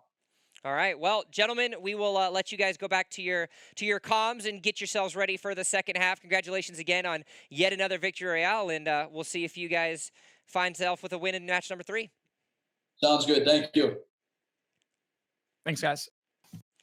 All right. Well, they clearly 2 of the 3 players want to get a little bit more aggressive. It seems like Anthony Botetto, though, he's pretty confident in just playing it safe, playing it passive, and seeing that a win is more important than getting yourself 10 eliminations.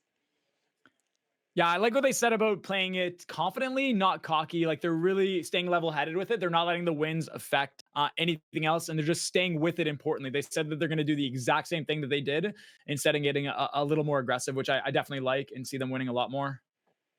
Yeah, why change it? I mean, they're 2 for 2. As the old saying goes, if it ain't broke, don't fix it. Well, we've got some highlights from match number 2 available for you guys. We'll throw them on your screen in just a second. Nick, talk us through a little bit about what some big story points that you were able to see in this match outside the victory royale that Winnipeg was able to secure at the end. Yeah, so we saw high ground being utilized here. We saw a lot of like box fighting. A lot of people are good with their edits and their builds, and they know when to make the right edits. And we saw a lot of right side peaks. People utilizing the third-person perspective of Fortnite. And there we see the heavy sniper, which is a game changer. We saw that down, and then that leads into a push, which is a free 3 points. It was a valiant effort, and I asked it once, Nick, from your competitive perspective about what the other teams are going to do. But Zach, as a player, as someone that knows a lot of these other players, any big shifts in play styles that you feel that some of these teams are going to have now that we are on kind of the back half of these 4 matches? Yeah, I feel like teams are going to start changing up their drop spots. I hope somebody goes and contests the agency. That'll be a fun little showdown for the Winnipeg boys because they've been getting the agency off pretty easily. So I think guys will probably try to be more aggressive in the early goings, try to get some eliminations, and so it should be exciting. We're gonna have to. And we also see. Oh, sorry. We also see a lot of teams landing together at the points of interest. We don't see a lot of people splitting their drops and rotating to other unnamed POIs, which also is a very viable strategy. So that's definitely something that's up for grabs that people could do. Well, we weren't able to show it to you after match number 1, but we do now, here after match number 2, have the updated tournament standings available for you. So we'll pull that graphic up and see exactly where it is. Of course, we've got Team Winnipeg at a nice little 45, but despite having 2 victory royales, the lack of eliminations has then allowed Team St. Louis to have 35 points. They're only 10 points behind, gentlemen, with Team Pittsburgh, Anaheim, and Sweden following them up to round out that top 5. Yeah, definitely really happy to see Team Winnipeg, me being from Canada and everything. We love to see that, representing really well. And I mean, just got to remember at the end of the day, no matter where you place, it's for charity. It's for a great cause. So can't complain there. Yeah, and I think, I didn't realize St. Louis is very close to Winnipeg. Even though Winnipeg won the first 2 games, St. Louis is right there with them. So, Winnipeg slips up. 10 points isn't that much, so look out for St. Louis. And I think Pittsburgh's come top 5 in the past 2 games as well. So some really good teams, and should make for an exciting final 2 games here. Yeah, I'd be interested to see, taking a look at the top 5 teams: Winnipeg, St. Louis, Pittsburgh, Anaheim, and of course the tie for 5th with Sweden and Minnesota. How many of those points actually are the eliminations? Because St. Louis in match number 2 certainly were able to add a lot of body tags to them. Despite not finishing first place. 35 points, quite a hefty number for them. Yeah, and you see a lot of people kind of scored really, really close to each other. I mean, it only takes 1 game, and that's a big thing about keeping your mental fortitude up. If you're psyching yourself out and you're saying, we're not going to win, we already died twice, you're going to be in a bad situation, but it's still possible to win. All right, well, it's time to get ourselves started. The first half is completed. Team Winnipeg is in the lead. St. Louis, though, only 10 points behind. Of course, 45 to 35, respectively. It's time to get ourselves underway. The battle bus is fully recharged and ready to get to sailing back across the island. Gentlemen, let's get ourselves into match number 3 as we take a look. It was a south to north battle bus in match number 2. Well, now we have a west to east, but yet it's a little bit skewed more towards that top half. Nick, anything different that we're going to be expecting from this battle bus trajectory? Looks like probably the same amount of things. I can see already there looks to be 2 teams going to the Shark. They want that mythical item. It comes with a grappler and a golden assault rifle, or mythic assault rifle. Looks like there's a couple teams going towards the Grotto. As we see normally, just a lot of teams contesting those mythic items. And Nick, we have actually Team Toronto, I think, is going to the agency. So it could be an early fight between Winnipeg and Toronto. I saw Silty Pegasus drop in there. So maybe that's one to look out for right there. Yeah, that's a very, very good point. I mean, it all comes down to how quick they can get that fight done, because the agency is a centralized location. So a lot of teams will rotate in there after they're finished looting. So let's see how quick they can get it done.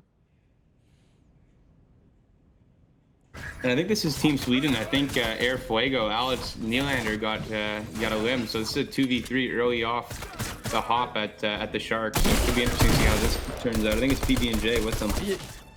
The thing about the Shark is that it's so open. They recently changed it, and because it's so open, and because you can get down from the top level, which is like 6 stories up, down to the first story in the matter of a second, like you can literally jump down when you're in the center. It allows for some really hectic third parties. It just allows for some crazy flanks. Like people will be up top in a second, you can't hear them, and then before you know it, they're on you. So it's a very, very difficult place to fight at, but it's high risk, high reward. You're going to be getting the loot from the vault, which is a lot of shield, a lot of materials, and of course those mythical items, the grappler and the mythic assault rifle. Yeah, and I think Astro Juice just picked up Air Fuego's card, so probably looking to get a reboot on him at some point. And then I also saw Lord One Pump, Jack Roslovic knocked out Mitch Marner, so I don't think Toronto's faring too well at that agency battle. Yeah, and Risky Reels looks like it has 6 players in total. Now, Risky does not have enough loot for this many players, so they've got to get this fight done quick because they're going to need another spot to loot after. If you look at his inventory right now, he's only got a shotgun, AR, and SMG. He doesn't even have any shield. Luckily, it looks like they're putting a lot of pressure so they can constantly get out of here and quickly get out of here and go loot somewhere else. Yeah, and this is Minnesota versus Detroit, so early battles. We're seeing a lot of early battles, and there's Lord One Pump knocking out Father Derm. So Toronto is not looking good at the agency. So another tough go for my boys. Yeah, and what I think a lot of pro players do as well is they'll end up like sharing the loot. A lot of these NHL players should realize as well that maybe sometimes you don't even need to fight. Like there are potential opportunities to disengage here. If High Pickle inside there wants to disengage, he potentially could and go loot somewhere else. But it looks like he does want to stay though, however. Yeah, it looks like Minnesota is going to take out Detroit here. It's not looking too good for Detroit. I think they already have a couple limbs. Yeah, they do. So tough go for Detroit. Yeah, and with everyone, currently in their points of interest, they're currently looting inside of buildings. Right now is actually the best time to leave and go in the open and just, no one's going to catch you off guard. No one's going to be looking. No one's going to be shooting you because as you see, all these guys are fighting in the main areas. And that's kind of what we talked about earlier as well. Like, maybe you should try changing up your drop to go to an area that's not named on the map because there's not a lot of people there that do that. Yeah, and I feel like we're seeing much more early engagements here. It's pretty hectic early game here. That's Musher 27-27 on Florida, getting the elim there. So pretty wild start to this game. Yeah, it looks like it's a 2v2 now. D-Tony up on high ground, just kind of scouting out. But with all these buildings in between, it's really hard to utilize that high ground. Maybe not even worth it. He is potentially wasting time here that he could be farming up materials or gathering shields, gathering loot, but just trying to play it safe, of course. And this is Tampa in Columbus, and that's Eric Robinson of Columbus taking out Wedgwood of Tampa. So big limbs there from Columbus to knock out Tampa there. Yeah, cleared them out, and then this is a potential rotation into the grotto. What a lot of teams will do is instead of landing directly in the grotto and grabbing that mythic minigun and fighting like 3 other teams, they'll go somewhere like Retail Row, and then they'll rotate on in. So if these guys are looking to get a really good advantage, they might decide to rotate there. Yeah, how important is it to finish off those early fights, Nick? Because you need to rotate, you need to get mats and all those things, right? Yeah, and that's why you see a lot of players in FNCS. What they'll do is they'll just land somewhere and they'll share the loot. They'll see an enemy, they might take a couple tags, but they don't overcommit because by overcommitting, they're throwing both of their games. They're both not going to make it into end game, and if they do, they're not going to be well equipped. So it's like a mutual respect factor where you just don't take the shot because you know that it's gonna ruin both of you guys, right? Yeah, exactly. And this is Florida against Carolina here, Nick. Yeah. Yeah, that was definitely a quick wipe up here, and they got their shield, they got their siphon, which is getting that health per kill. They're definitely in a good scenario here. Sneaky team here, Florida. That was a big team wipe there. So I think that they're actually, if we look at the standings, I think they're not too far behind. So they could make a push for that top 5, which is in the money, right? Yeah, absolutely. And you can really tell the teams that know what they're doing, know where they're rotating, because they're quick with the battles and they're out. They're already going to another point of interest to gather loot instead of lurking around and wasting time. These guys know what they need to do. They have an objective and they're getting it done. Exactly. Well, we'll see who we got here. This is again Minnesota team. So they're already rotated in the storm, rotated in the zone, and they have a launch pad too. So they're pretty set up to make some damage. I think they're actually in 6th place. So big game for them to push them into potentially the top 3. Yeah, and as we talked about earlier, rotating in areas like here is usually, a pretty dangerous scenario. There's mountains to his left, to his right. But if you rotate early and the zone hasn't even closed yet, again, people are still in their points of interest. They're in Pleasant Park. They're in Risky Reels. They're still looting. So you can come down here if you have a rotation that's quick and it's kind of before the storm even closes. So you can tell that Louis is experienced here. He's done this before. He knows what he's doing. What are your thoughts on the floppers? Do you like them in the game? It's a new addition, obviously. That's really important for competitive. Yeah, definitely something that you want to carry, especially if you're landing near there. Most people in pros will adjust their drop so they have those fishing spots to be able to grab them. It's the quickest healing item in the game to be able to heal. I think they pop in 0.5 seconds, and it gives you potentially a flopper would give you 50 health in a span of that time. Yeah, and this is Thomas Chabot of Ottawa, and he's looking at Kale Juice, which is Kale McCarr of Colorado, but he's on a wild card team today, so could see another early engagement here. We only have 50 guys left. Pretty aggressive gameplay. And you saw Chabot kind of cover his behind. If you look to his left, to his right, he's got walls all around. He's preventing any kind of third party because it looks like there is someone up on height. He's making sure that no potential angle can get him caught off guard. Very, very smart. And that's Mario Ferraro from San Jose up top there. He's Kale McCarr's teammate. So they've teamed up, and they're alongside Matt Calvert as well. So should be interesting to see what happens here. And that's Slurpy Swamp, which we were talking about earlier, not being looted. So clearly people have dropped and switched up their landing spots. Yeah, it looks like he gives up the high ground. He potentially might want to disengage. If I were Chabot here, I would make sure that I'm kind of going towards the houses and the structures that are already built, just so he can rotate in zone and not have to worry about wasting so many mats and getting caught off guard from the team on the rig. So he might want to push in towards his teammates a bit, but it looks like he was probably looking for a flank and potentially building up right now, actually going and taking advantage of that angle that he had. Might play out in his favor here. Pistol trying to keep high ground, looking for angles potentially. Now, mind you, they are fighting in Storm. A good the spot. Storm is chunking. Yeah. Yeah. And they are fighting in Storm, so it's chunking for 1 damage per second. They have 100 health, so it potentially will take 100 seconds for them to get fully depleted if they don't get shot. And I think they're aware of that, so they're trying to make it in. If they're the first ones in, they can look back in Storm and hold that team. So you'll see a lot of the good teams kind of get ahead and look back. It looks like Ferrero's doing that, Kale Juice. They might even disengage as well, realizing that it's not worth it to fight. Yeah, so just holding the team in the Storm and just letting the Storm, tick off health for them too, right? And that's exactly. Ferraro, building on high with Kale.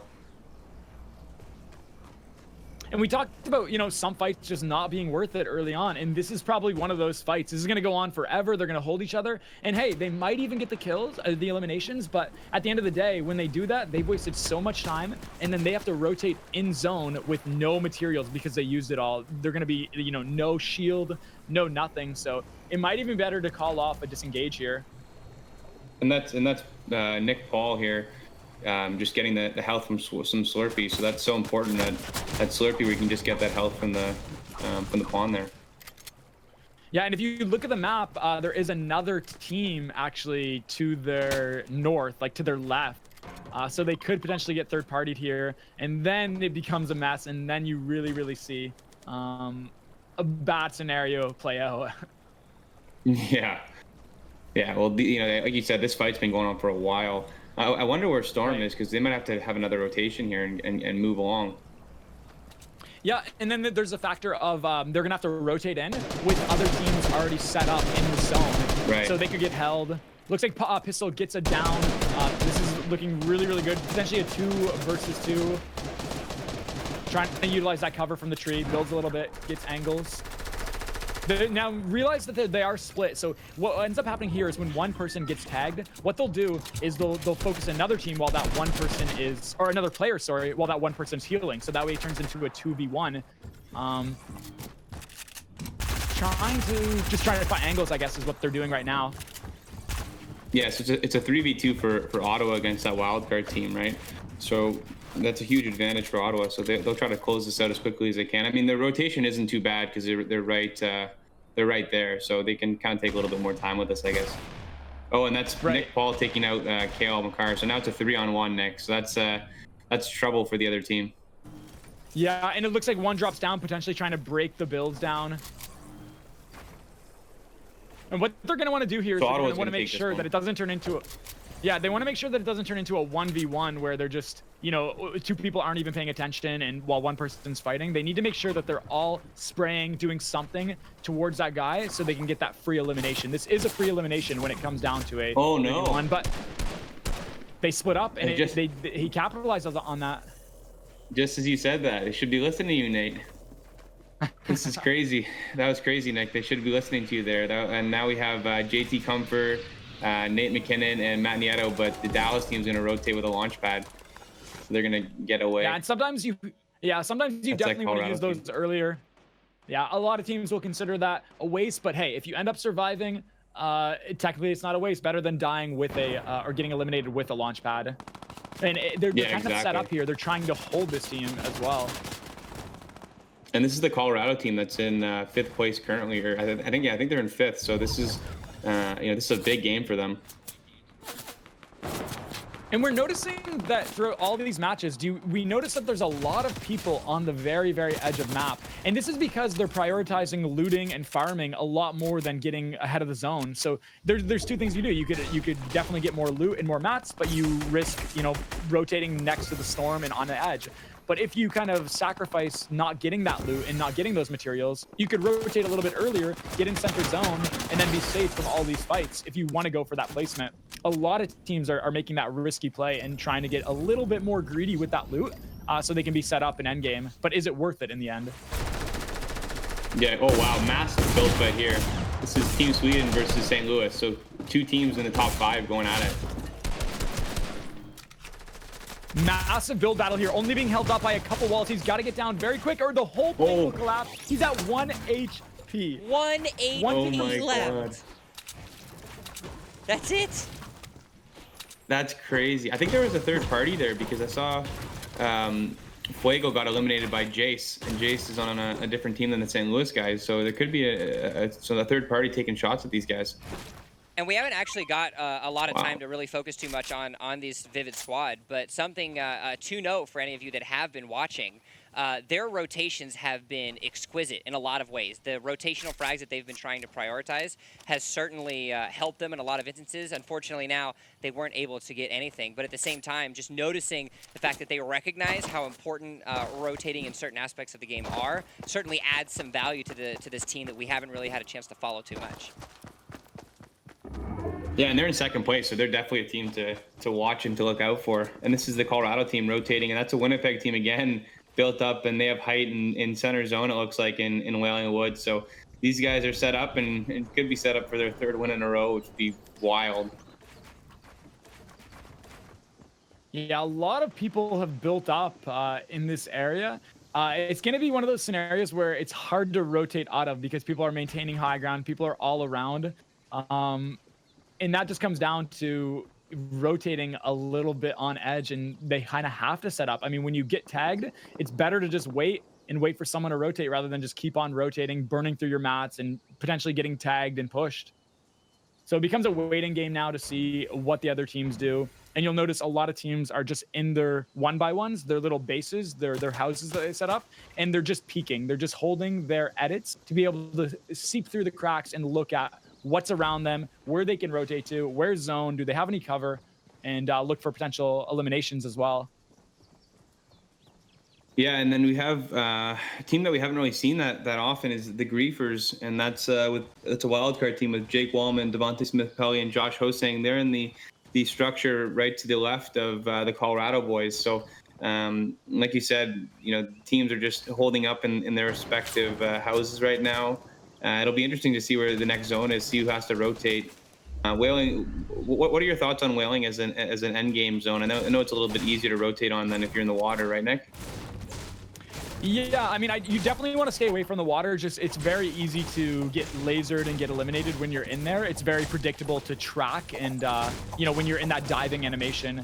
But for the most part, I mean, there are trees. There's a lot of natural cover. You can build with wood, then refarm it. So it's not too bad of a spot, actually, to, get a clean rotation out of.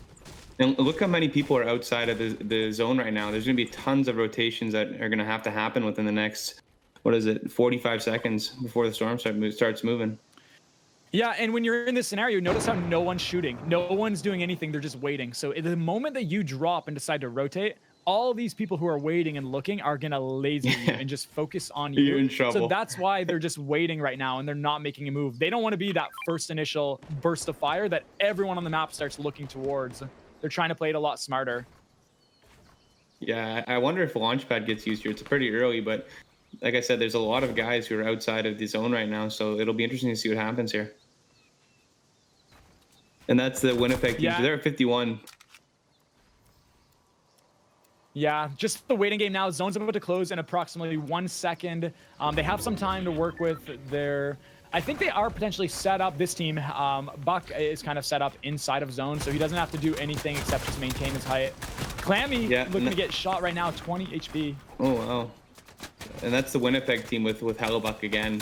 I think they have 3 kills. They killed the Toronto team off of the spawn of the agency, and they're set up once again. So let's see how they do here. 11 teams left, and there's a launch pad. So a little early launch pad to get into center zone here. Yeah, worth it to note that Midsize was actually already in zone. He just used that launch pad because he was getting focused. So he was using the material wood, and when you use wood, it's a lot easier to break, and a lot of people will capitalize on that because it just takes a few shots to break versus brick and metal. So if he were to change his material type, which it looked like he was still using wood, he might not have got focused there. He might not have had to waste that launch pad. So endgame, Nick, you build with brick and metal primarily? Definitely want to use that, yeah. And then when you're rotating, trying to get to the position you're at, you can use wood as long as you're staying on the move. But when you're kind of set up in your base, notice if you look around the map, it's usually all brick or all metal. Just has a lot more health, and it prevents people from just easily getting in your box. Yeah, and there's St. Louis. The St. Louis team gets another kill, so they're a team to watch out for. They're pushing this Winnipeg team for first right now. Yeah, and these guys have to go in 38 seconds, max distance to the other side of zone. So they're going to launch and try to get there early. They see that mountain. They want to maintain that high ground before muffled sauce and Proto can get there. They chunk a little bit of storm. Same strategy as last time. That is, it's working. Isn't that quite? It seems to be quite the move. Eh? They know what they're doing. It's the move, and you said it before. Right? They go into the storm, take a little chunk of damage, but they get their positioning, and that's what matters with this high ground. It's pretty dominant right now. Consistency certainly helping out a lot. Yeah, and in solos, I mean, it probably wouldn't be the play because you just don't have enough materials to keep that high ground that early into the game. But in trios, you got to remember, they have 3 times the materials. They can keep this as long as they play it right. And that's Minnesota right under them with Sweet Hands and JT Brown right under the Winnipeg guys. And Jace again, wow, Jace is pushing with the grappler. So trying to take over that high ground.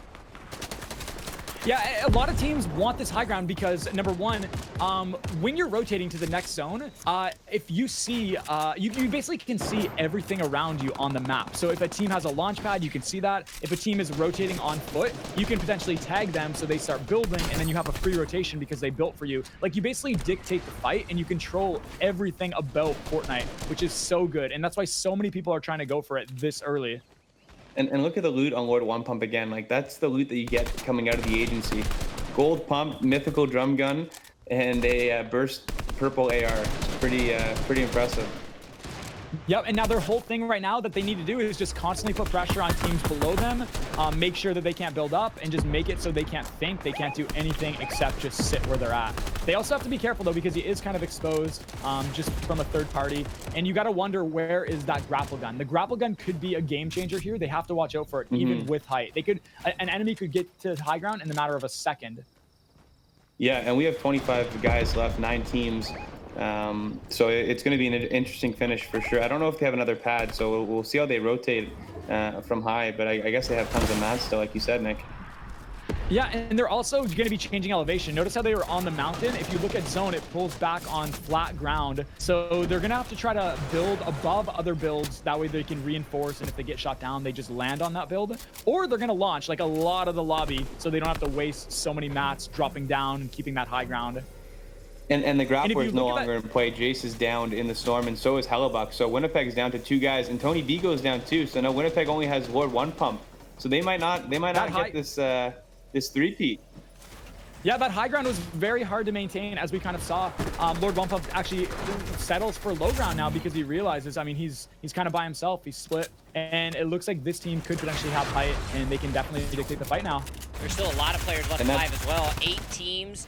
Going to be 18 players total, so wow, still plenty of options. Benji, of course, doing a good job trying to see himself on some Splode, and this is where things are going to get to start to be messy because there's not a lot of surface area. The real estate is essentially taken, and nothing is for sale. As now we see DSP having to go in a piece of build battle. Lord One Pump tries again to get himself onto the height, but unfortunately isn't able to do just that. And now here's the build battles we're going to see as DSP, Benji, and Walsey trying to keep themselves up above the rest of these teams. Zone is pulling towards other structures that's currently in the storm. If a team has a launch pad, they could go towards that, connect, and then take high ground in the storm. But it looks like Benji and his team is way too quick, and they kind of capitalize on the fact. And get in zone. Lord One Pump goes down, Nick. Lord One Pump goes down, so Winnipeg will not get the three-peat. That's Nieto from Colorado taking him out there. That's a 7th place for them. So that's going to be not a lot of points as well for what they were able to get. So that is an big opportunity opportunity. for St. Louis. And they're in. St. Louis guys are the two St. Louis guys are still going, and so is Pittsburgh, who's in third. So this is some massive points that they can make up here. You said this a little bit earlier, Nick, and all it takes is one game, and even the best players can find themselves having a little bit of a difficult situation. That's exactly what's popping off right now. Is you can see on the mini map that tiny sliver of Storm is going to be left available as we do see that rotation. 25 seconds, it's consistent rotations, and as we can see, Benji and DSP considerably keeping themselves in solid position here with height advantage. And they've got to watch out because no matter where they are, no matter how high they're up, in the matter of a second, someone could come from Storm. If they have floppers, they could come on high ground if they have a grapple gun. I mean, there's so many flanks. And normally, you see a lot of pros drop down. One will drop down for a play while one too tight. Oh, man. But they're both staying up top to maintain that high ground and get that Nick, placement. This is Pittsburgh and St. Louis. And St. Louis is the Vivid, Rousey, and Dunn. That's Kairu and Dunn have been alive playing 2v3 for pretty much the whole game here. And they're in second, and Pittsburgh's in third, and it's going to be a big finish here with Zach aston-reese here. Oh man! Oh no! And actually, aston-reese ends up winning that 1v1 in the box, so he's going to actually still be alive. Unfortunately, he ends up falling to Vince Dunn, who also picks up a kill onto DSP. There's now 4 players left alive. Floor ends up taking too much fall damage, which is going to mean the Vivid boys and Vince Dunn are going to walk away with the victory royale. And we talked a little bit earlier of the rotations and the success that they were able to have. And with St. Louis securing themselves a victory, it will all but give them a first place. So eliminations keeping them in, but at the end of the day, the victory royale was exactly what it was. You said not to sleep on them, Zach. And well, you know what? They're wide awake. Yeah, we're going to have to, there's going to be a showdown for first place now. The Winnipeg boys are in trouble here.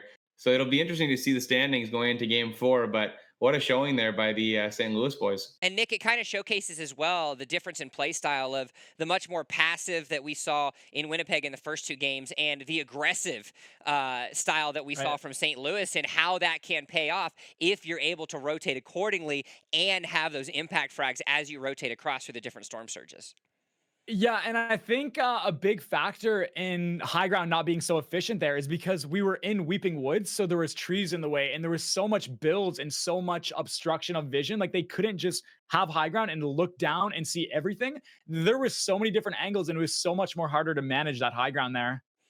And they were moving consistently. We saw them at just the second storm. They were on the far northern side and had to rotate all the way down to make sure that they found themselves inside the zone. And having those rotations, and I'd love to be able to see a tally of the eliminations of exactly how many they were able to acquire in the first 2 matches, as well as the victory royale that they're there. But you know, Zach, when you made this, you wanted to keep it competitive. You wanted to make sure that the stakes were high. Well, now it looks like we got a little bit of battle as Winnipeg and St. Louis are going to be potentially vying, as well as Pittsburgh, for that #1 spot in the final match. Yeah, it's exciting. This is going to be a photo finish, I feel. And even for the top 5, I think that, we have 6 teams that are right there. Colorado had a big game there.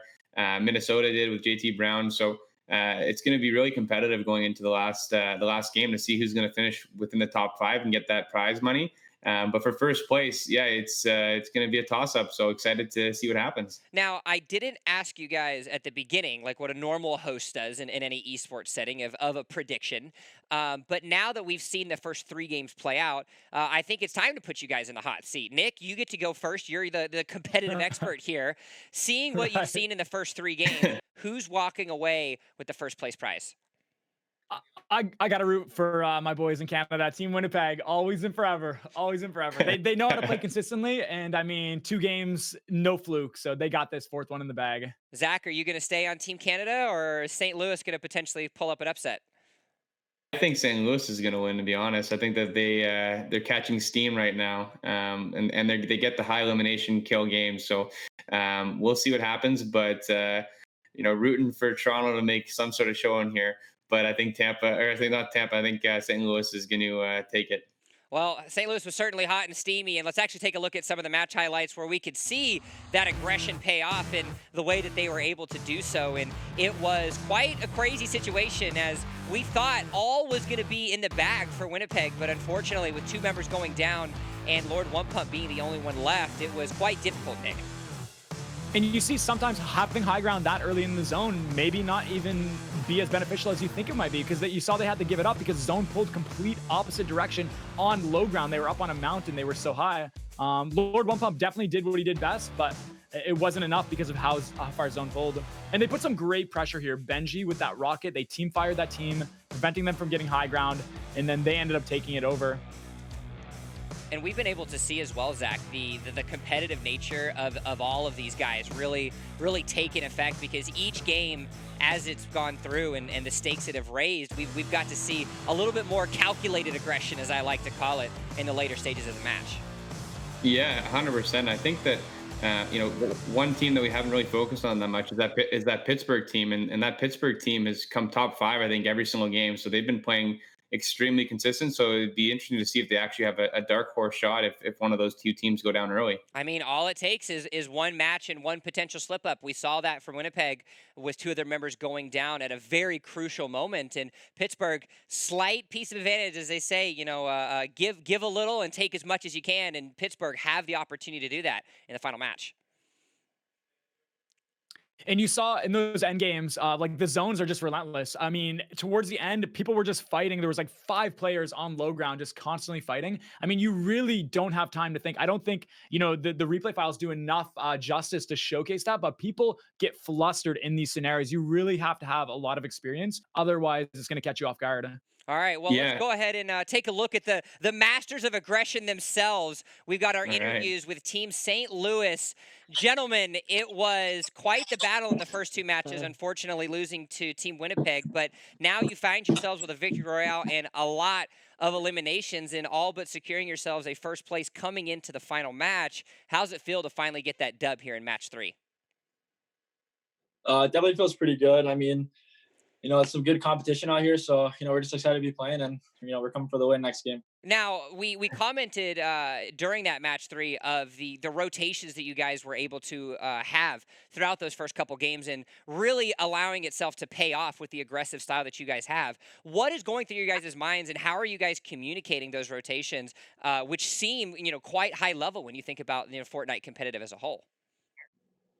Yeah, I think just we haven't gotten the zones we've wanted, so just being patient and not trying to push every time, especially if people are just running away from us, just trying to get into the zone. And yeah, like we said, we're not trying to push everyone, but the kills do catch up at the end of it. Certainly been one that you guys have been able to watch. Now, that aggressive play style, did you guys kind of come into this tournament saying, all right, we want to get as many eliminations as possible, or has it just kind of worked out that way for you guys? I think we didn't come in with that mindset. Kind of just after the first game we didn't get many kills, and then the second game we were caught rotating, and a lot of people just kind of came in our way, and we were able to get some kills. So I don't think it was our initial intention, but kind of just worked out like that. So what are you guys thinking then? You've got one match left. You have Team Winnipeg that's won the first 2 matches. You've got Team Pittsburgh that is also on your tails. Anything that you guys are planning on changing up or maybe solidifying as you come into the 4th and final match?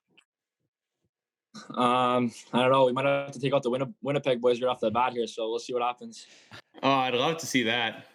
You guys are on fire. It's fun to watch. So keep it up. What's the landing spot for you guys?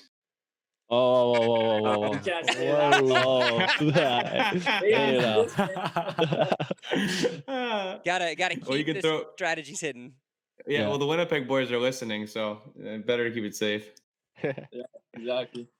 Now, I love it. we outside of the tournament that we have here with the NHLPA Open, what have you guys been up to during quarantine? It's a question that we asked, and I know it's a rinse and repeat for our viewers, but any new hobbies or habits you guys have been getting into? Apparently, a lot of Fortnite, considering the performance you guys have had so far today.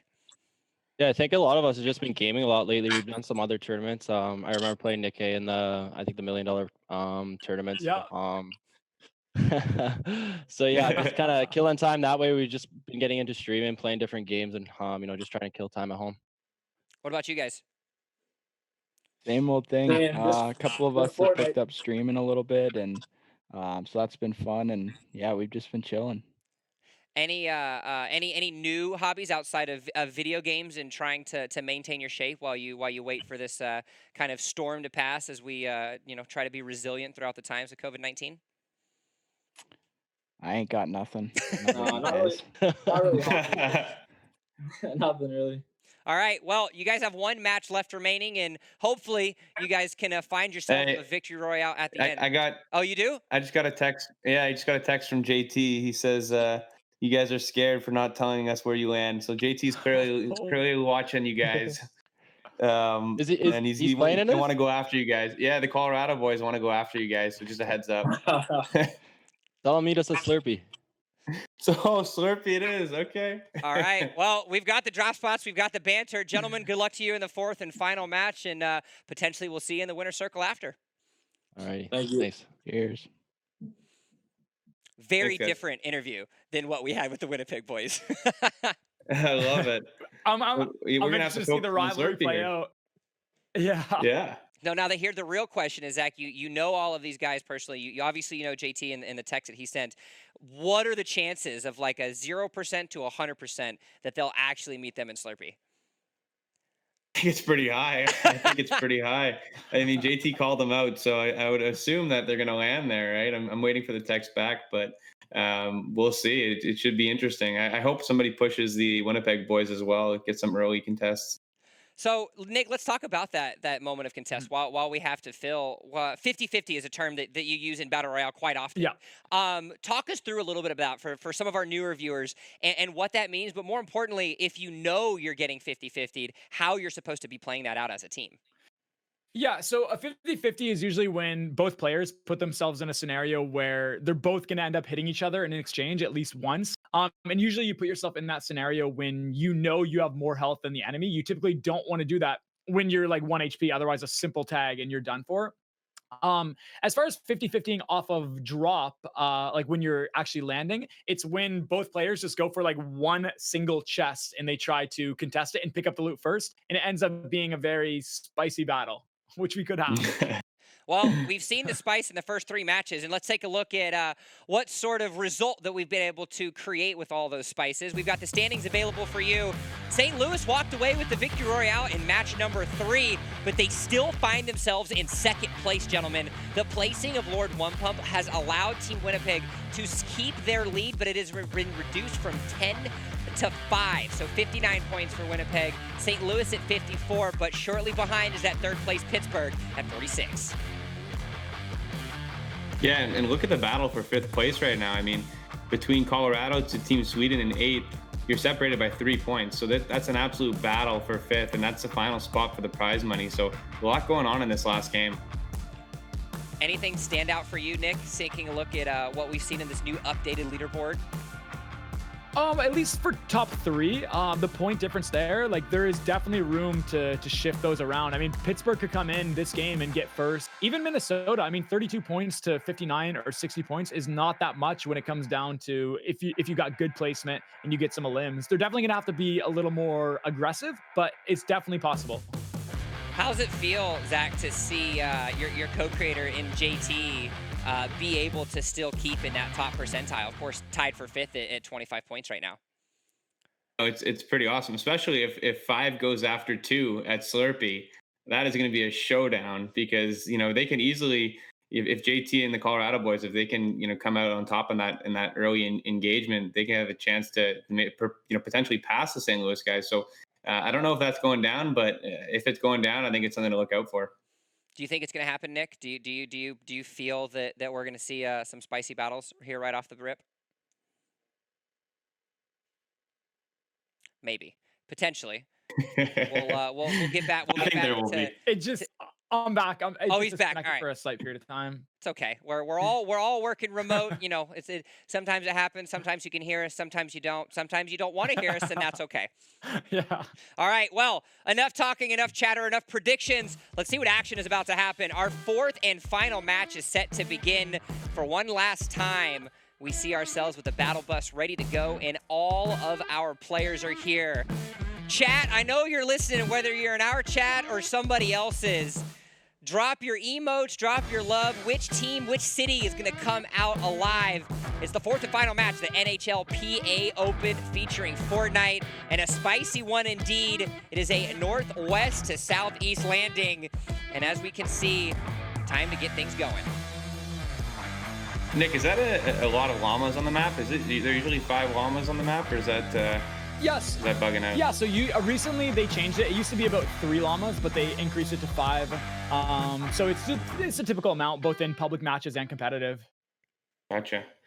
So yeah, I don't know if the Colorado team is landing. I just got a text saying I think they're going to lazy. So early back out there by the Colorado boys. Maybe saving for the late game. They don't want to engage the St. Louis guys too early. Yeah, so we'll see where if people still will contest off of spawn, knowing that they've lost like previous fights. Because we definitely saw a lot of teams come here before. There was potentially 2, but it looks like it's only 1 now. So you definitely see people changing up their drop spots. They want to make sure. Oh no, that's Air Fuego. Team Sweden landed. Yeah. Yeah, I saw that. That's 2 of them. They got that's Alex Nylander, Air Fuego took out Lord One Pump, and I think it was also Hellebuck. So it's only Potato left there. So wow. Yeah, 2 of Winnipeg's 3 go down early. Right, a lot of teams are actually looking to fight off of spawn. And keep in mind that even though Lord One Pump got eliminated off of spawn, his teammates can get his reboot card, or his teammate, sorry, could get his reboot card and potentially get back in the match. So it's not over yet. But what a turn of events if that's the case. Like you talked about, Nick, it can be such a swing with with only 4 games. You just have to play consistent. So if that's the case, right, that's a huge deficit to overcome for Winnipeg in the early game. Wow. And Nick, how far does this actually put behind a team when 2 of your 3 members go down and you're forced to have to retreat and try to make sure that you can get them back alive with that reboot van? Yeah, so you're definitely going to want to prioritize rotating early. You don't want to be getting caught on edge. Otherwise, someone will see you. They'll push you knowing that it's just a solo player. So if he can get in zone early, turtle up, maybe claim a house and replace it and make it seem like there's multiple people in that house, he's in a good scenario. And with placement being so heavily weighted this tournament, he could definitely still get a lot of points for his team. Like it's not over yet, 100%. So he's going to want to go get these cards, but he's got to be careful. Yeah, and we could have saw that actually those 2 eliminations happen because, with me playing in these tournaments, I definitely noticed that, the 3rd match, the 4th match, the 5th match, I get a lot more comfortable and a lot more confident. Like the first match, you're kind of playing it out and you're seeing what everyone's doing. Second match, you're getting a little more comfortable, but then the 3rd and the 4th, like you're in it. So we might even be seeing a lot more teams be more confident in their gunplay and their teamwork, and they know like how everyone else is playing, and they're capitalizing on that. And I think the Winnipeg Potato, he backed out, so he's going to go and heal up and potentially revive his teammates if he got their cards. So now the real question, gentlemen, though, is we're taking a look, of course, at Team St. Louis right here. They're hanging out at Craggy Cliffs. That is not Slurpee, unless my eyes might deceive me. They certainly gave him a little 1-2. And change things up a little bit. How we feel about that? That's hilarious. I think both teams did because Colorado didn't land Slurpee either, so Slurpee could be completely uncontested right now. That's good. Yeah, there's definitely a lot of areas on the map that aren't contested, or they're like maybe even no one's going there, but we still end up seeing a lot of places being contested by multiple teams. A good strategy that some players do in these kind of tournaments is just float up in the sky, lurk, and just look at where everyone's going, and then pick a spot where no one's at. A-Boy gets a nice little tag too right here. Doesn't decide to push though, which is interesting. Well, I think the Colorado boys knocked out his teammates, so it's a 3v1 right now. So yeah, he's in trouble. Oh, getting pushed from all angles. So what they're going to want to do, the 3 players, are put constant pressure on all angles, and they do just that. Yeah, and that team, Colorado, I think they were in 5th when we last checked, so they're a team that's, potentially looking to move up in the rankings for that prize money. Yeah, exactly. And we saw, going back to that Slurpee Swamp game where they were fighting in Storm, we noticed that it was a 3v1, but then that solo 1 player ended up taking out one of the people who were part of the 3-player team. And that's because, like, when it becomes an outnumbered scenario, you want to make sure that everyone on the team is doing something and not just making sure it's a 1v1 when you have 2 other people on your team. And they played that so well here and made sure that they were putting that constant pressure. Yeah, now they got all lazy to themselves, so they'll be, you know, matted up and have great loot going out of here. So they're in a great spot to make a push here.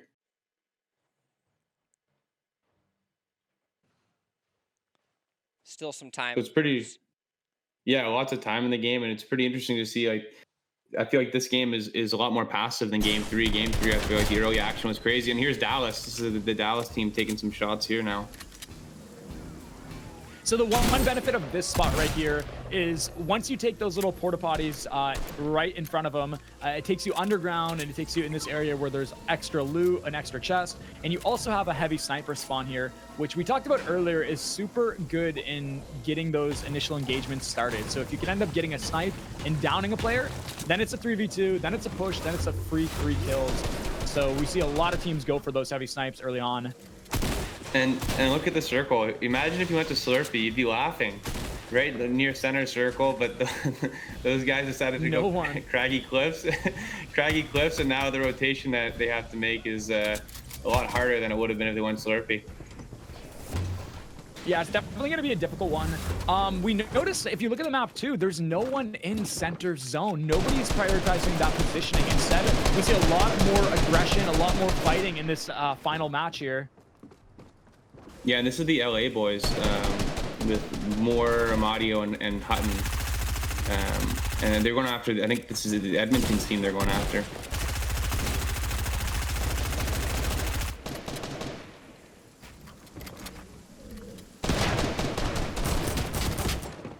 Still a little bit of time, of course. And a lot of build. We do find ourselves with a nice little scuffle a little bit early. As we mentioned, EM shooter unfortunately gets knocked down. Lots of shots being thrown down by Moore. He found himself on the receiving end. Yeah, LA's got the high ground here, so they can put some damage on those Edmonton guys. Now it's a 3v2, so they're in great shape. And it's exactly what we like to see. They're putting constant pressure, so the enemy can't even think. They're constantly shooting. Even if they don't know 100% where they are, they're eliminating the builds, they're eliminating the possibilities, and they're just making them work, making them think, making them make a mistake, and do something that will allow them to get some free tags. And that Team Sweden team I just saw on the elim feed, they just eliminated the whole Toronto team. So Team Sweden is off to a roaring start in this game. They're looking, I think they were in 6th place or 7th place, so they're looking to make a push here. I think they have 5 elims already, so big start for those guys. Yeah, and it looks like Moore is going to actually disengage. Are they calling a disengage here? They had height, but I don't think they want to risk it. I think they want to make sure that they get placement since it is much more prioritized. And they yeah, and Storm's coming in too. A team. Oh, wow. Bumper from Carolina just knocked out Vivid Jonesy from St. Louis. So St. Louis just lost a guy. This could be anybody's game here, Nick. Yeah, it's crazy how the tides can turn in a span of a second. And we're back here. This is where actually the last game, the high ground, took place at. And it looks like they're keeping it. They're trying to scout out, make sure that there's no enemies around. I think they were actually just in a fight here. But again, we see a lot more people. Yeah, a lot more teams actually disengaging lately. They want to make sure probably they get that end game in. The last game, everybody's trying to get those extra points. So yeah, this is the LA team. I think they might hold these Edmonton guys in the Storm and just hold them here. Yeah, the only problem with this is if they end up fighting here and they end up building, they're guaranteeing a fight. They can't back out of this. They're all going to be in Storm. If Moore actually ended up kept on rotating, they both would have been good. But now they're kind of left in this scenario where they could get third-partied. They could potentially even die in Storm. They're committing on it at 100% here. I don't see a disengage happening right now. Yeah, and the Storm looks pretty far too, so they're gonna have to make their way pretty soon. And we see, if you look at the map, those Edmonton guys potentially look like a third party coming in. Oh yeah. So now they have to worry. Yep, they have to worry about a lot. And that's the thing about basing up on the edge of the zone. You risk getting sniped, headshotted, and now the tides have turned. We see his teammates are really low as well. Teams are pushing up. It's a bad scenario for them. And that's that Team Sweden again. Team Sweden is playing aggressive in this game. They have 5 eliminations and they just have a knock, and they could be going for 2 more here. So we could see an 8 elimination early game right here. And they got another knock. So wow, this is a big game for Team Sweden. So it's a 3v1, Nick. What do you do here in this situation? Are they going to be pressing from all sides? It all would depend, I would say, on his inventory. I mean, if he has heals and like a med kit, maybe even go in storm, maybe try to disengage, just find an angle. You definitely don't want to be fighting in a 1v3 scenario. And he actually picked up his teammate, so 2v3 right now, and it looks like they're disengaging. So this is a really good scenario for them. Yeah, they got lucky here, Team LA. I guess they probably they couldn't find where the knock guy was. Yeah, and it all started with that team building and just staying and holding them. If they were to keep on rotating, they would have been good from that third party, and who knows, it could have been a completely different story. Yeah, a lot of battles. Oh, another. Oh, look at this, and they're taking shots again. So Team Sweden's re-engaging, I guess. And mind you, 10 seconds until the storm closes. They're going to be in storm here. He has 3 medkits, but can he get it off when there's 3 people pressuring him? Oh, no. He realizes he can't, so he's trying to launch. Yeah. The block pad. Oh, God.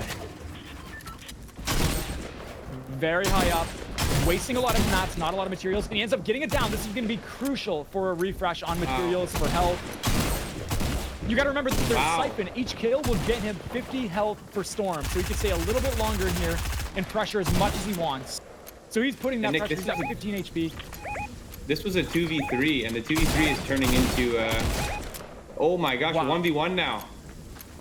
Here comes that right side peek. Utilizing the camera angle very efficiently here. Tries to make an edit. Sneak up on the enemy, breaking through. What a team wipe. Wow. On that so well. What a great job. That's unbelievable. That's a full team wipe of Team Sweden, who are having a game. So what a play by Moore. We saw really good movement from Moore there. He didn't just keep on peeking from that right angle that he had. He actually ended up going through the builds and finding a different angle to pop out from to catch that enemy off guard. It was really, really well done there. Oh, he got his teammate just in time. I wonder how far this rotation is. They must have a launch pad here, you think? Yeah, they definitely are going to launch here. They have here. a launch pad. And they have 2 med kits, so they're definitely going to survive. The only problem is when they get in zone is they're going to be another team holding them. And they're going very high up. That heavy sniper we talked about earlier, if someone shoots 1 shot at a wood structure, they fall and they get eliminated instantly. Yeah. And it actually seems like we have the comms available for Team Los Angeles. Oh, perfect. And, can actually listen to what they're saying. We can see it on our screens, and let's actually see what they have to say. Let's listen in. Oh no, I gotta land. Camp. I'm gonna go campfire here. Hang on. I can't die to the storm again.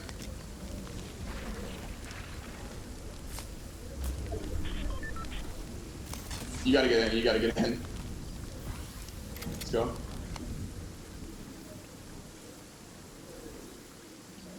Teams nearby on their map. Damn, did I knock that blue tack? All right, well, you could hear it specifically. We don't want to die to the storm again. Hopefully, it does look like they are potentially available. Even if B-Hut falls here, he might actually be able to crawl in and get the revive there. So just by the skin of their teeth, Team Los Angeles finds themselves available. This is a massive battle right here between Colorado and Minnesota. Definitely is, and the fact of the matter is they're in center zone, so they're going to be a big attraction to a lot of other third parties. So they got to make sure that if they're on high ground, or even if they're just shooting at from any angle, that they're making sure they're covered and not exposed like this, because I think they're getting third party from high ground right here. Definitely a hard battle to take this late. For sure, and this is massive in the standings because these 2 teams were separated by 1 point. So this is huge for standings right here with Minnesota versus Colorado. I think they may learn to coexist with one another and just wait it out. I think they are trying to wait for next zone potentially, because they're all in good positions right here. They're center zone. They're going to get the next zone. They don't have to fight necessarily, but they may do it for the bragging rights, Zach? Yeah, I know, but like you said, they could just be trading off, wasting mats, wasting off valuable shields right now. So maybe the smart play is to hold off, but you know, these guys are competitive and they want to get those limbs. So it'll be interesting to see what they pick to do here. And there's Pittsburgh. Pittsburgh's still around. Pittsburgh's a sneaky 3rd team. You know, they could make some damage if we see that Winnipeg team fall off, which they have. They only have 1 player left, right? So interesting. Nice tags with the tactical shotgun here. Good pressure. Enemies are trying to rotate in. Zone is closing. They're going to be having a storm battle while rotating in. Yeah, and this is Tampa and Columbus. So Tampa Bay versus Columbus. You have Eric Robinson, Zach Werenski, Bemstrom, Wedgwood from Tampa. So it's and we have Eric Robinson who went down. So I think it's a 3v2 right now for Tampa here. They have the advantage, Nick. And you got to remember, if a team goes down here, Storm is chunking for 2 damage per second, and when it closes, it's going to chunk for 5 damage per second. So there's really no saving your teammates. You're risking it. You're putting it all on the line here, and they're just committing on this. And they're not only getting shot by the team in Storm, but also a third party who's already in zone, who's already set up. Yeah, and there's the third party. Third party got him. And I just saw in the Olymp feed that one of the Colorado boys knocked out one of the Minnesota boys. So it's a 3v2 in that battle over there we were just talking about. Yeah, and that's definitely the benefit of rotating ahead of zone early. You know, that trade-off of not getting the loot, not getting the mats, and just getting good positioning. You end up setting yourself up for good shots like that, where people are storm fighting and who are caught off guard. Oh, actually, Nick, the Minnesota guy got revived. So like we were talking about, they're just trading shots and trading builds. And health. So yeah. both these teams are going to be at a disadvantage when this is done if they can't finish this. Yeah, it's definitely a prolonged battle that definitely doesn't need to take place, but we love to see that here, though. We love to see that action, so let's see what comes out of it. Big time. Here they are. They're going at it again. You see they're working both walls separately, trying to get that wall, as you can see, so they can get the edit. And now they have piece control. They can push in a little bit more and kind of force them in a small area to put some pressure and collapse in on them and allow them to capitalize on that.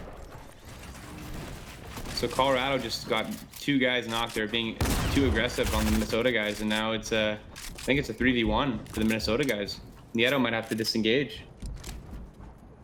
Yeah, and as you see, like in these scenarios where they're turtled up underneath, as you get more and more advanced into these battles, these players will start placing like all the possible structures they can in that area, like walls, ramps, floors, pyramids. So if an enemy were to move in that direction, they have that structure already, and the enemy's blocked off, and then they could eventually edit a window and eliminate them. It's called piece control. So you're just basically wow.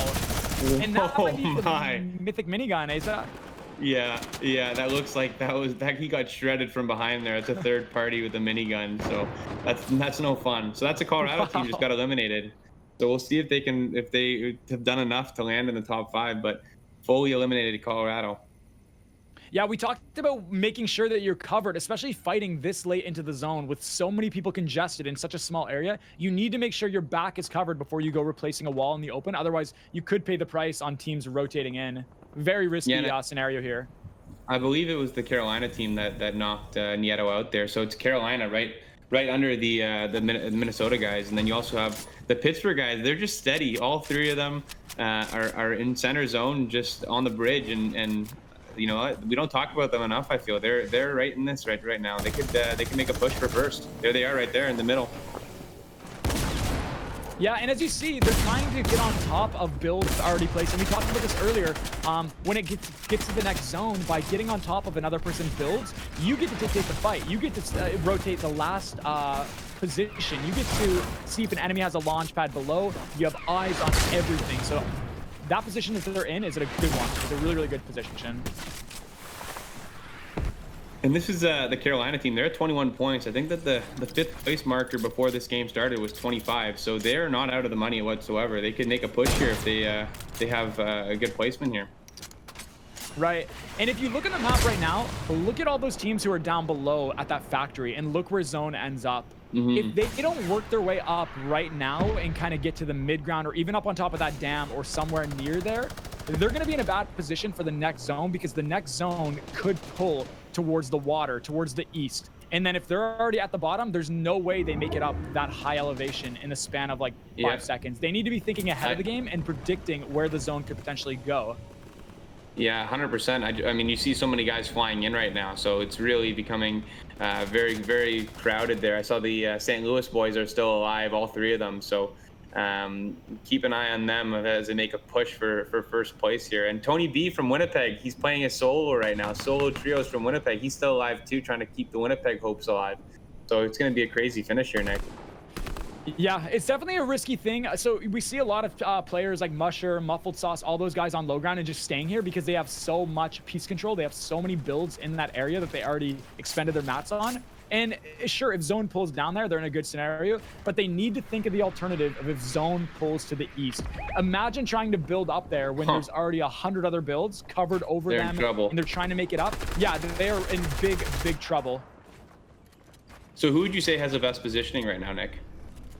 Definitely the people who are on top of the dam. Even these guys like Tony B, Vivid Team. I mean, these guys who are on top definitely have. Even if you're on mid ground, as long as you're above the dam, you're in a good scenario. Yeah, and it looks like there's a pretty far rotation, and it's a water-based rotation, so there's going to be pretty chaotic. Exactly what we talked about. How is the team below going to get above? It's going to be an interesting sight, Zach. I don't know if it's going to be possible. It's pulling exactly where we thought it was going to go. Yeah, all these I have a teams feeling down we're below, going to see a they're lot going to try of to storm scramble kills. now. Yeah, and if they don't get to a launch pad, they're not going to be able to build up. So they need to launch, and I don't think it's going to be enough because this team is pressuring and preventing them from using it. And Tony B got another going kill down in the too. storm here. So Tony B is holding his own as a solo right now. This would be an absolute clutch if he's able to pull this off. It seems like it and would we be... see it's a water. Oh, go ahead. Yeah, no. It sounds like a water. It seems like a water zone as well. So it's going to be a little bit more difficult to build here. Players are going to be in for a treat. A lot of swimming. There's going to be a lot of players who are on low ground just swimming. So if you're on height, a good idea, especially with an explosive, is look down in the water. And this is the Minnesota team. They're really making a push here. Those Minnesota boys, and you saw in the Olymp feed a lot of the eliminations were storm based. So you're right, Nick. Those guys had trouble rotating on that last rotation. Yeah, we saw a lot of players, Zach, like go down just from that storm alone. That was a really rough zone. You don't see it too often, but when it does happen, you've got to think of the possibility of it happening. We see a lot of players swimming now too. People underneath all the builds, trying to conserve mats, trying to get better positioning. But zone is going to pull on land, so they need to make sure they go up above a little bit, just so they don't get suffocated underneath and blocked off. Also important to note as well, the Pittsburgh team is still alive. We did have one of the members go down, but they do still find themselves in this. If they can get enough rotational frags, it could be potential to find themselves at least climbing into the standings a little bit more. This is wild. We have the last member of Minnesota, Sweet Hands. He might go down. Yeah, he's going to go down in the storm. Eliminated in storm. You have Pittsburgh. You have Jace. Yeah, and Pittsburgh and St. Louis. Yeah, Palmer actually ends up being the one to pick up that elimination at the very end. So a solid situation for them. Jay still finds himself left alive. You see Ruzi there. Pittsburgh is going to be available. So our second and third place team actually ends up finding them in a position to go against each other. But St. Louis, they've got the advantage. Russ is trying to get himself up. He still has 37 builds available, so he's going to be able to get himself up to a little bit of height. He's got aston-reese right on his edge, but now it's going to be a 2v1 situation. The Vivid boys went down. Jace is the only one left alive. He does have ultimate height, but he's going to be going up against two other members. A 1v2 situation, gentlemen. This is huge for ultimate high ground. He's too high up. He needs to find a way down. Taking a lot of damage in the zone, tries to go to the grappler, tries to pop through with attacks, but it's not going to be enough. Pittsburgh, our third place team, gets it through, though unfortunately they only had 4 eliminations total. Not sure if that's enough to be able to put them at the #1 spot, but we now, our top 3 teams have won at least one of our 4 matches. Of course, Winnipeg getting the first 2, and you wanted a photo finish, Zach, in the effort that you and JT put together not too long ago. Well, my friend, it looks like you got it. Yeah, this is wild. I really don't know who won. It's crazy. There's no clear-cut winner, so it's going to be really interesting to see those final standings. Nick, it was a much different effort, and we didn't really have too much of an opportunity to talk about the water and how much different that changes the game in these later stages. And as you saw, you kind of brought it up yourself, it severely shifted the direction and the aggression from a lot of these players. Yeah, and we saw like in the earlier games when the zone pulled on land, we saw high ground take advantage there and capitalize and win the battle. But when it goes to those different zones where we saw in Weeping Woods where there was trees, we saw mid ground end up taking the win. Here with the water zone and that zone that pulled so high up, it wasn't necessarily high ground; it was actually low ground that ended up clutching up. So a lot of variety, sorry, in this battle here. And you do still have to give a lot of credit to Tony B as well. A point that you have to throw into consideration is generally, of course, when you're by yourself and there's lots of teams around, you would think it is a disadvantage. But in some instances, it helps a lot of players zone in because they don't have to think about their teammates. They don't have to think about anything except for themselves. And as we saw, Tony B was able to use that to an advantageous position and actually pick up a couple extra eliminations before he ended up ultimately falling at the end. Yeah, big time. Yeah. I think if go ahead, Nick. Sorry. No. Go ahead. I was gonna say if Winnipeg ends up winning this, I think it has in large part to do with Boteto clutching up there at the end and getting his team some placement points because his two teammates Jack and Hellebuck went down early in the agency, so he disengaged from there. And if they're able to win, I think that was a huge clutch up by him. And now we get to see in just a minute, we will have the standings for you guys and ultimately get to see who's going to walk away with that lion's share of the $200,000 towards charity, and which charity they are going to push. We're going to pull replays up as well. But any looming themes that you see from that fourth and final match, Nick, that really stood out to you? Definitely the people who were very aware of that zone, because we saw, the zone pull back up the dam, but we saw people ahead of time already prepare for that. They already started working their way up the mountain and setting themselves up. So, I mean, we just saw a lot of great team play, a lot of great leadership, and a lot of great strategy. We have finished our fourth and final match. We have some very powerful gerbils on wheels that are running quickly to power the stats computers, and so because of that, their legs move quick, but the wheel doesn't itself. So we're gonna get that calculated in just a second. But Zach, as we come near the conclusion, of course, the final climactic moment of picking our winner, any initial reactions on how this has gone so far? Yeah, it's been awesome. I think the gameplay has been really competitive, and I think it's pretty exciting to see everything turn out the way it did, and excited to see who won. And I think that it kind of played out better with the way that things were structured going into Game 4, and the amount of movement that's probably happened from fifth place to first place. So excited to see the final standings. All right, well, before we get to that, let's go ahead and check out some of our match highlights of match number 4. We can take a look and show you guys some of the cool things that happened. Of course, a quick little fly through, but more importantly, you said it yourselves, gentlemen, it was lots of action early in our fourth and final match. So much, and we saw so many great plays, so many great storm fights. I mean, at the end of the day, I think for charity, it was amazing. And then also the fact that we were just entertained during this time where we're all home. So many twists, so many turns, like that down right there. Who would have expected it? They were holding someone in storm, and then bam, out of nowhere, heavy snipe, tides turned, and it was just chaotic. And we love that here. It was also a quick little devious move by Team St. Louis, calling out, let's go to Slurpee. They didn't go to Slurpee. Colorado didn't go to Slurpee. But it still didn't deny anything from the action, as we can see rotational eliminations from all sorts of angles from a lot of these players. And, Zach, we knew that these guys were going to show up and come to play, but a lot of these guys were some true esports athletes, as we might call them, in the video game world, and really showcased that, they know how to play Fortnite as well as play hockey. Yeah, big time. I think that, I think we were all surprised by how competitive the games were. Guys clearly play a lot. They clearly play competitively in the arenas, and it was fun to watch. So I guess my question for you now is, seeing how Team Toronto performed, the next time, if there is a next time that we do something like this, do you think you're going to hang up your commentator cap and pick up a controller or a keyboard and mouse to potentially redeem your hometown?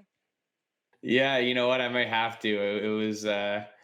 it was a tough showing, but I'm glad that those guys did it, and they had a lot of fun, and I'll be able to talk to them about it. So it was all for fun, and maybe next time I'll get in the game.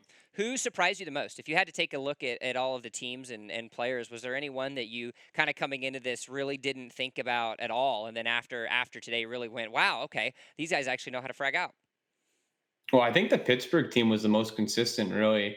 I think they came top 5 in every game, and then they won that last game. So those guys can really play. And I think that it's pretty obvious that they play together a bunch because oftentimes you saw all three of them alive in the end game. So those guys were really good, and it's going to be surprising to see where they finish. What about you, Nick? Any standout players or teams that really caught your eye in the last 4 matches? Yeah, I would definitely say Team Winnipeg because the fact that they won 2 games, it wasn't a fluke, and that they definitely worked hard and they've been playing this game. They know what they're doing. The fact that they utilized high ground so well in both of those games, like it was so consistent. They rotated at the exact time they needed to, and with their launch pad and how they went on the mountain and connected, they just did everything right that you see in a pro game. All right. Well, it's the moment we've all been waiting for. We got to see a lot of action. Pittsburgh, St. Louis, Winnipeg, but who's going to walk away with a $100,000 charity? It's going to be St. Louis, gentlemen, with the 10-point turnaround in that final match number 4. St. Louis picks up the first place, Pittsburgh in second, and Winnipeg, despite holding the lead in the first 3 matches, fall down to third with Minnesota and PB&J rounding out the top 5. And for those at home, first place gets $100,000 for charity. Second place gets $50,000. Third is $25,000. Fourth is $15,000, and fifth is $10,000. So quite a bit amount of money for a great cause on a Monday. Can't really complain about that. Great times all around. And the it's awesome. Go ahead. Yeah, it's awesome. Big congrats to the St. Louis team. Wow, they won. And then how about in 5th place, Team PB&J? That was Jace who came second there. So he clutched up at the end there to push his team into the money just over JT's Colorado team. So JT just missing out by 1 point. So, but it was awesome to watch, and what a finish. It was quite the spectacular race. In St. Louis, it was a little bit of a slower start in match number 1, but every single time it was ramping up after ramping up. And, I think you kind of said it yourself, Zach, of a lot of this credit really goes to Tony B and what he was able to do staying alive in that 4th match and not only securing some extra eliminations, but making sure that those placement points went in their favor, because only 5 points separating first for second, that's not a lot of points. Yeah, big time. I think, those St. Louis boys really clutched up. I think, Tony did a great job for Winnipeg, and it was awesome to see him kind of clutch up there at the end. And then obviously the Pittsburgh boys just played so consistent throughout the whole time, right? And they were a force, and they actually ended up, jumping Winnipeg, which is crazy. Didn't see that one coming for sure going into game 4. But good for them, and congrats to St. Louis. Congrats to all the top 5 teams that'll be donating money to charity, and just an awesome event. And big thanks to all the players for participating. Well, let's go ahead and take a look at the masters of consistency themselves. Our second place, we have Team Pittsburgh available. Consistency, gentlemen, was certainly the name of the game for all 3 of you, and you have secured yourself $50,000 towards charity and second place at the NHLPA Open featuring Fortnite. How's everybody feeling after those 4 matches? Pretty good. Yeah, that was awesome. Now, that was a fun time. We talked a lot about consistency, and finally, you guys were able to secure yourselves a victory royale in that 4th and final match. What was going through your head in those final stages? Because it was quite chaotic with the way that the Storm Surge was moving in that 4th match. We were just trying to get good rotations. I know the point is to kill other people, but we were just trying to get good rotations and attack from there, and it ended up working out pretty well for us in the last game. It was a valiant effort by a lot of you guys. And with $50,000 towards charity, have you guys decided exactly which one you're going to put it towards? No, we haven't decided on that yet. Yeah, I think we got a few in mind. We just got to narrow it down. Sounds great. I wasn't expecting a second place, so. You weren't? Where were you guys expecting yourselves coming into this at the very beginning? No, we just wanted to give it a good effort. We felt like we had a team that could go deep, but we weren't sure. We weren't counting our chickens before they're hatched, but we put up a good showing. It was pretty fun. Now, any last words, any last thoughts to maybe any of the opponents that you played at, or anybody out there that's watching and supportive for Team Pittsburgh as you guys are not only walking away with the second place, but showcasing your Fortnite skills here while everybody's in quarantine? I wanted to say so I've been quarantined up with Ryan Rust, and we do our workouts in the morning, and we usually throw Nick on the big screen and watch his streams while we're working out. So yeah, we're pretty big fans. Look at that. Thank you. I appreciate that. That means a lot. Yeah, dude, of course. Zach, any last and final words, Mr. Co-creator, to our second place victors? No, just a big thank you for coming on, guys, and congrats. You guys were awesome. So appreciate it. All right. Oh, wait, I'm Zach. You're Zach. Wait, hold on. Sorry, there's two Zachs. No, it's fine. No. I realized that at the last possible second. But gentlemen, thank you guys so much again for coming on the interview. Thanks for playing in today's NHLPA Open, and enjoy what left of isolation we have, and hopefully we'll see you guys back on the ice soon. Sounds good. Thank you. Thanks, guys. Thanks, guys. Congratulations.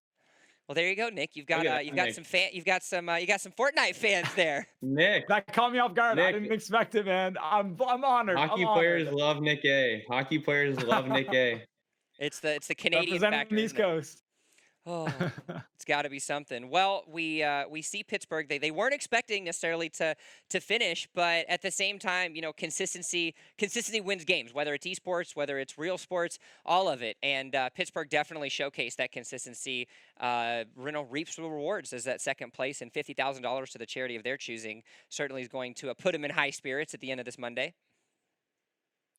Yeah, you can definitely tell that they kept their mental fortitude up. They kept positive, and they just kept at it no matter what. And that's usually what it takes, especially in these games when anything can happen. Zach, you got to see these three guys really, kind of stand up and show out. Was there any ounce of your brain that said, you know what, Pittsburgh's going to do good today when you logged on and signed on to commentate? Yeah, I think Zach Aston-Reese played in the Super Games tournament also. So I was looking at all the guys who kind of played in that tournament and who made it into the grand finals as people who potentially had a chance to win. But I was surprised with how consistent they played. I think they were the most consistent, obviously them in St. Louis and Winnipeg, and it shows in the top of the standings.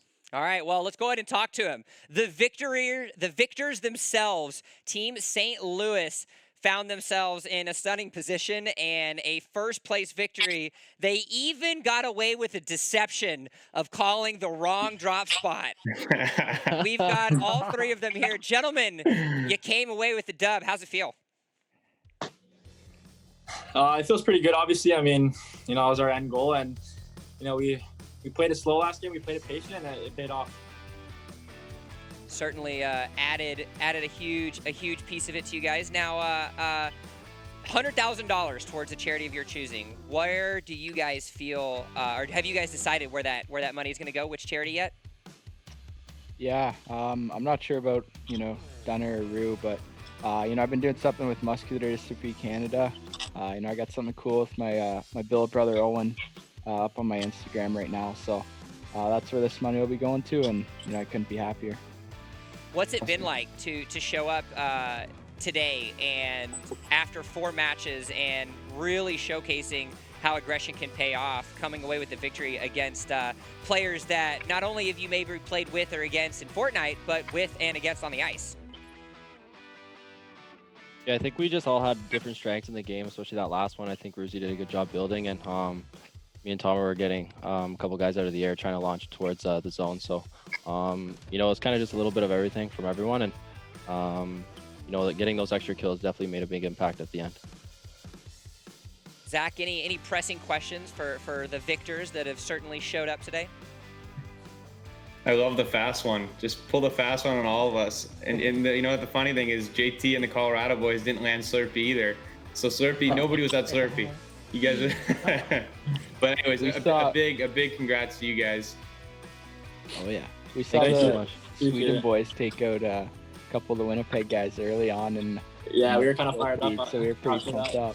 Yeah. What were the comms like when you were able to see the kill feed and see some of those top players and the placings that you were going after kind of go down early?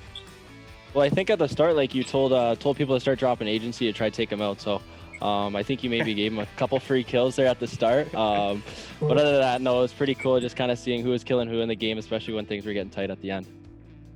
Nick, any pressing last questions for our victors before we kick off for the day? Nothing except congratulations, guys. You guys played amazing, and it was super entertaining watching you guys. You played really well.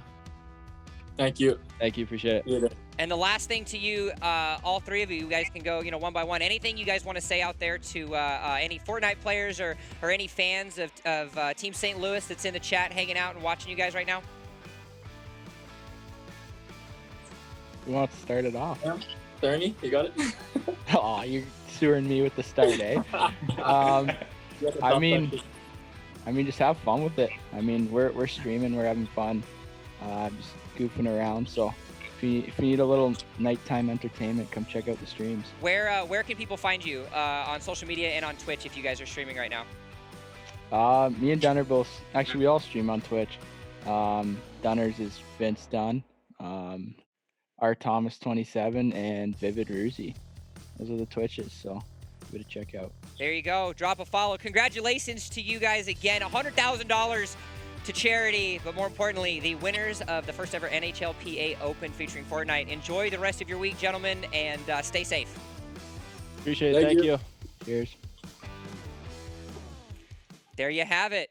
Zach, you have we've successfully crowned our first ever victor here for the NHLPA Open, and quite the stunning showcase by St. Louis. Yeah, it was awesome, and good for those guys. They played awesome, and the whole event was great, and you couldn't have asked for a better finish. So congrats to those guys. Congrats to St. Louis. 100K in charity. So 100K in cash for charity is pretty awesome, and I'm sure they'll put it to good use. Now, when you first created this and you and JT sat down and started coming up with this idea, were you expecting it to be as big, as successful as what we saw today? I think this is, it's pretty overwhelming how everybody kind of came together and supported it. And we're just really thankful that, we had the support of the PA, of all the players playing in it, of Epic, of ESPN, of the whole team of Bring Your Battlefield, of Nick, of you guys. Like, it just, everything kind of came together, and it's turned into this awesome event. So just really thankful, and it's all for charity, and it's for a great cause, and just to see the support from everybody has been overwhelming. What about you, Nick? Any initial thoughts or final thoughts, rather, on your experience today? Yeah. I think it's super important what they said about it's just about having fun. When we're under pressure, when we're stressed out, I mean, it's hard to think straight and it's hard to play your game. When you're having fun, you're kind of more laid back and you can think a lot better and perform and play. And at the end of the day, it's all about having fun. I mean, it's for charity, so I think we definitely had a good time. Hopefully, everyone watching the streams had a great time today. And just thank you guys for having me. It was a blast, and I'm really glad to be a part of it. Zach, final thoughts. It's been an overwhelmingly successful day. St. Louis found themselves with $100,000 to the charity of their choosing, and it was players from all over the world coming together to support something awesome. Yeah, just again, a big thank you to everybody who participated, all the players, and a big thank you to everybody at home who's watching. And just stay safe, and hopefully we can get back to playing hockey soon. But I guess in the meantime, we're happy to entertain you playing Fortnite and playing some video games and doing it all for a great cause. So thank you, everybody. All right, gentlemen, enjoy the rest of your day. Thank you so much again for joining me, Nick, Zach. A little round of applause, chat. Make sure you say your goodness, your greatness, your positivity. Y'all enjoy the rest of your day. Thanks, Bill. Thanks, Zach. And it concludes the first ever NHLPA Open featuring Fortnite. The book is closed. Well, maybe the chapter. Who knows if we'll see it again. Don't forget, we're all part of a team here at ESPN, and not only does it include us, but it includes you, the sports fans. We want to give a huge thank you to all of you that are doing your part in staying safe, such as washing your hands, disinfecting, cleaning your surfaces, but more importantly, just staying home. A huge thank you as well to all of the frontline workers and all of the work that you're doing each and every day to help keep us safe and to help those that are affected on the road to recovery. At the end of the day, we will endure, we will be resilient, and we will survive this together because we are one team. From myself, the production staff, Nick, Zach, JT, everyone at the NHLPA and ESPN, thank you so much for tuning in today, and we'll see you guys next time.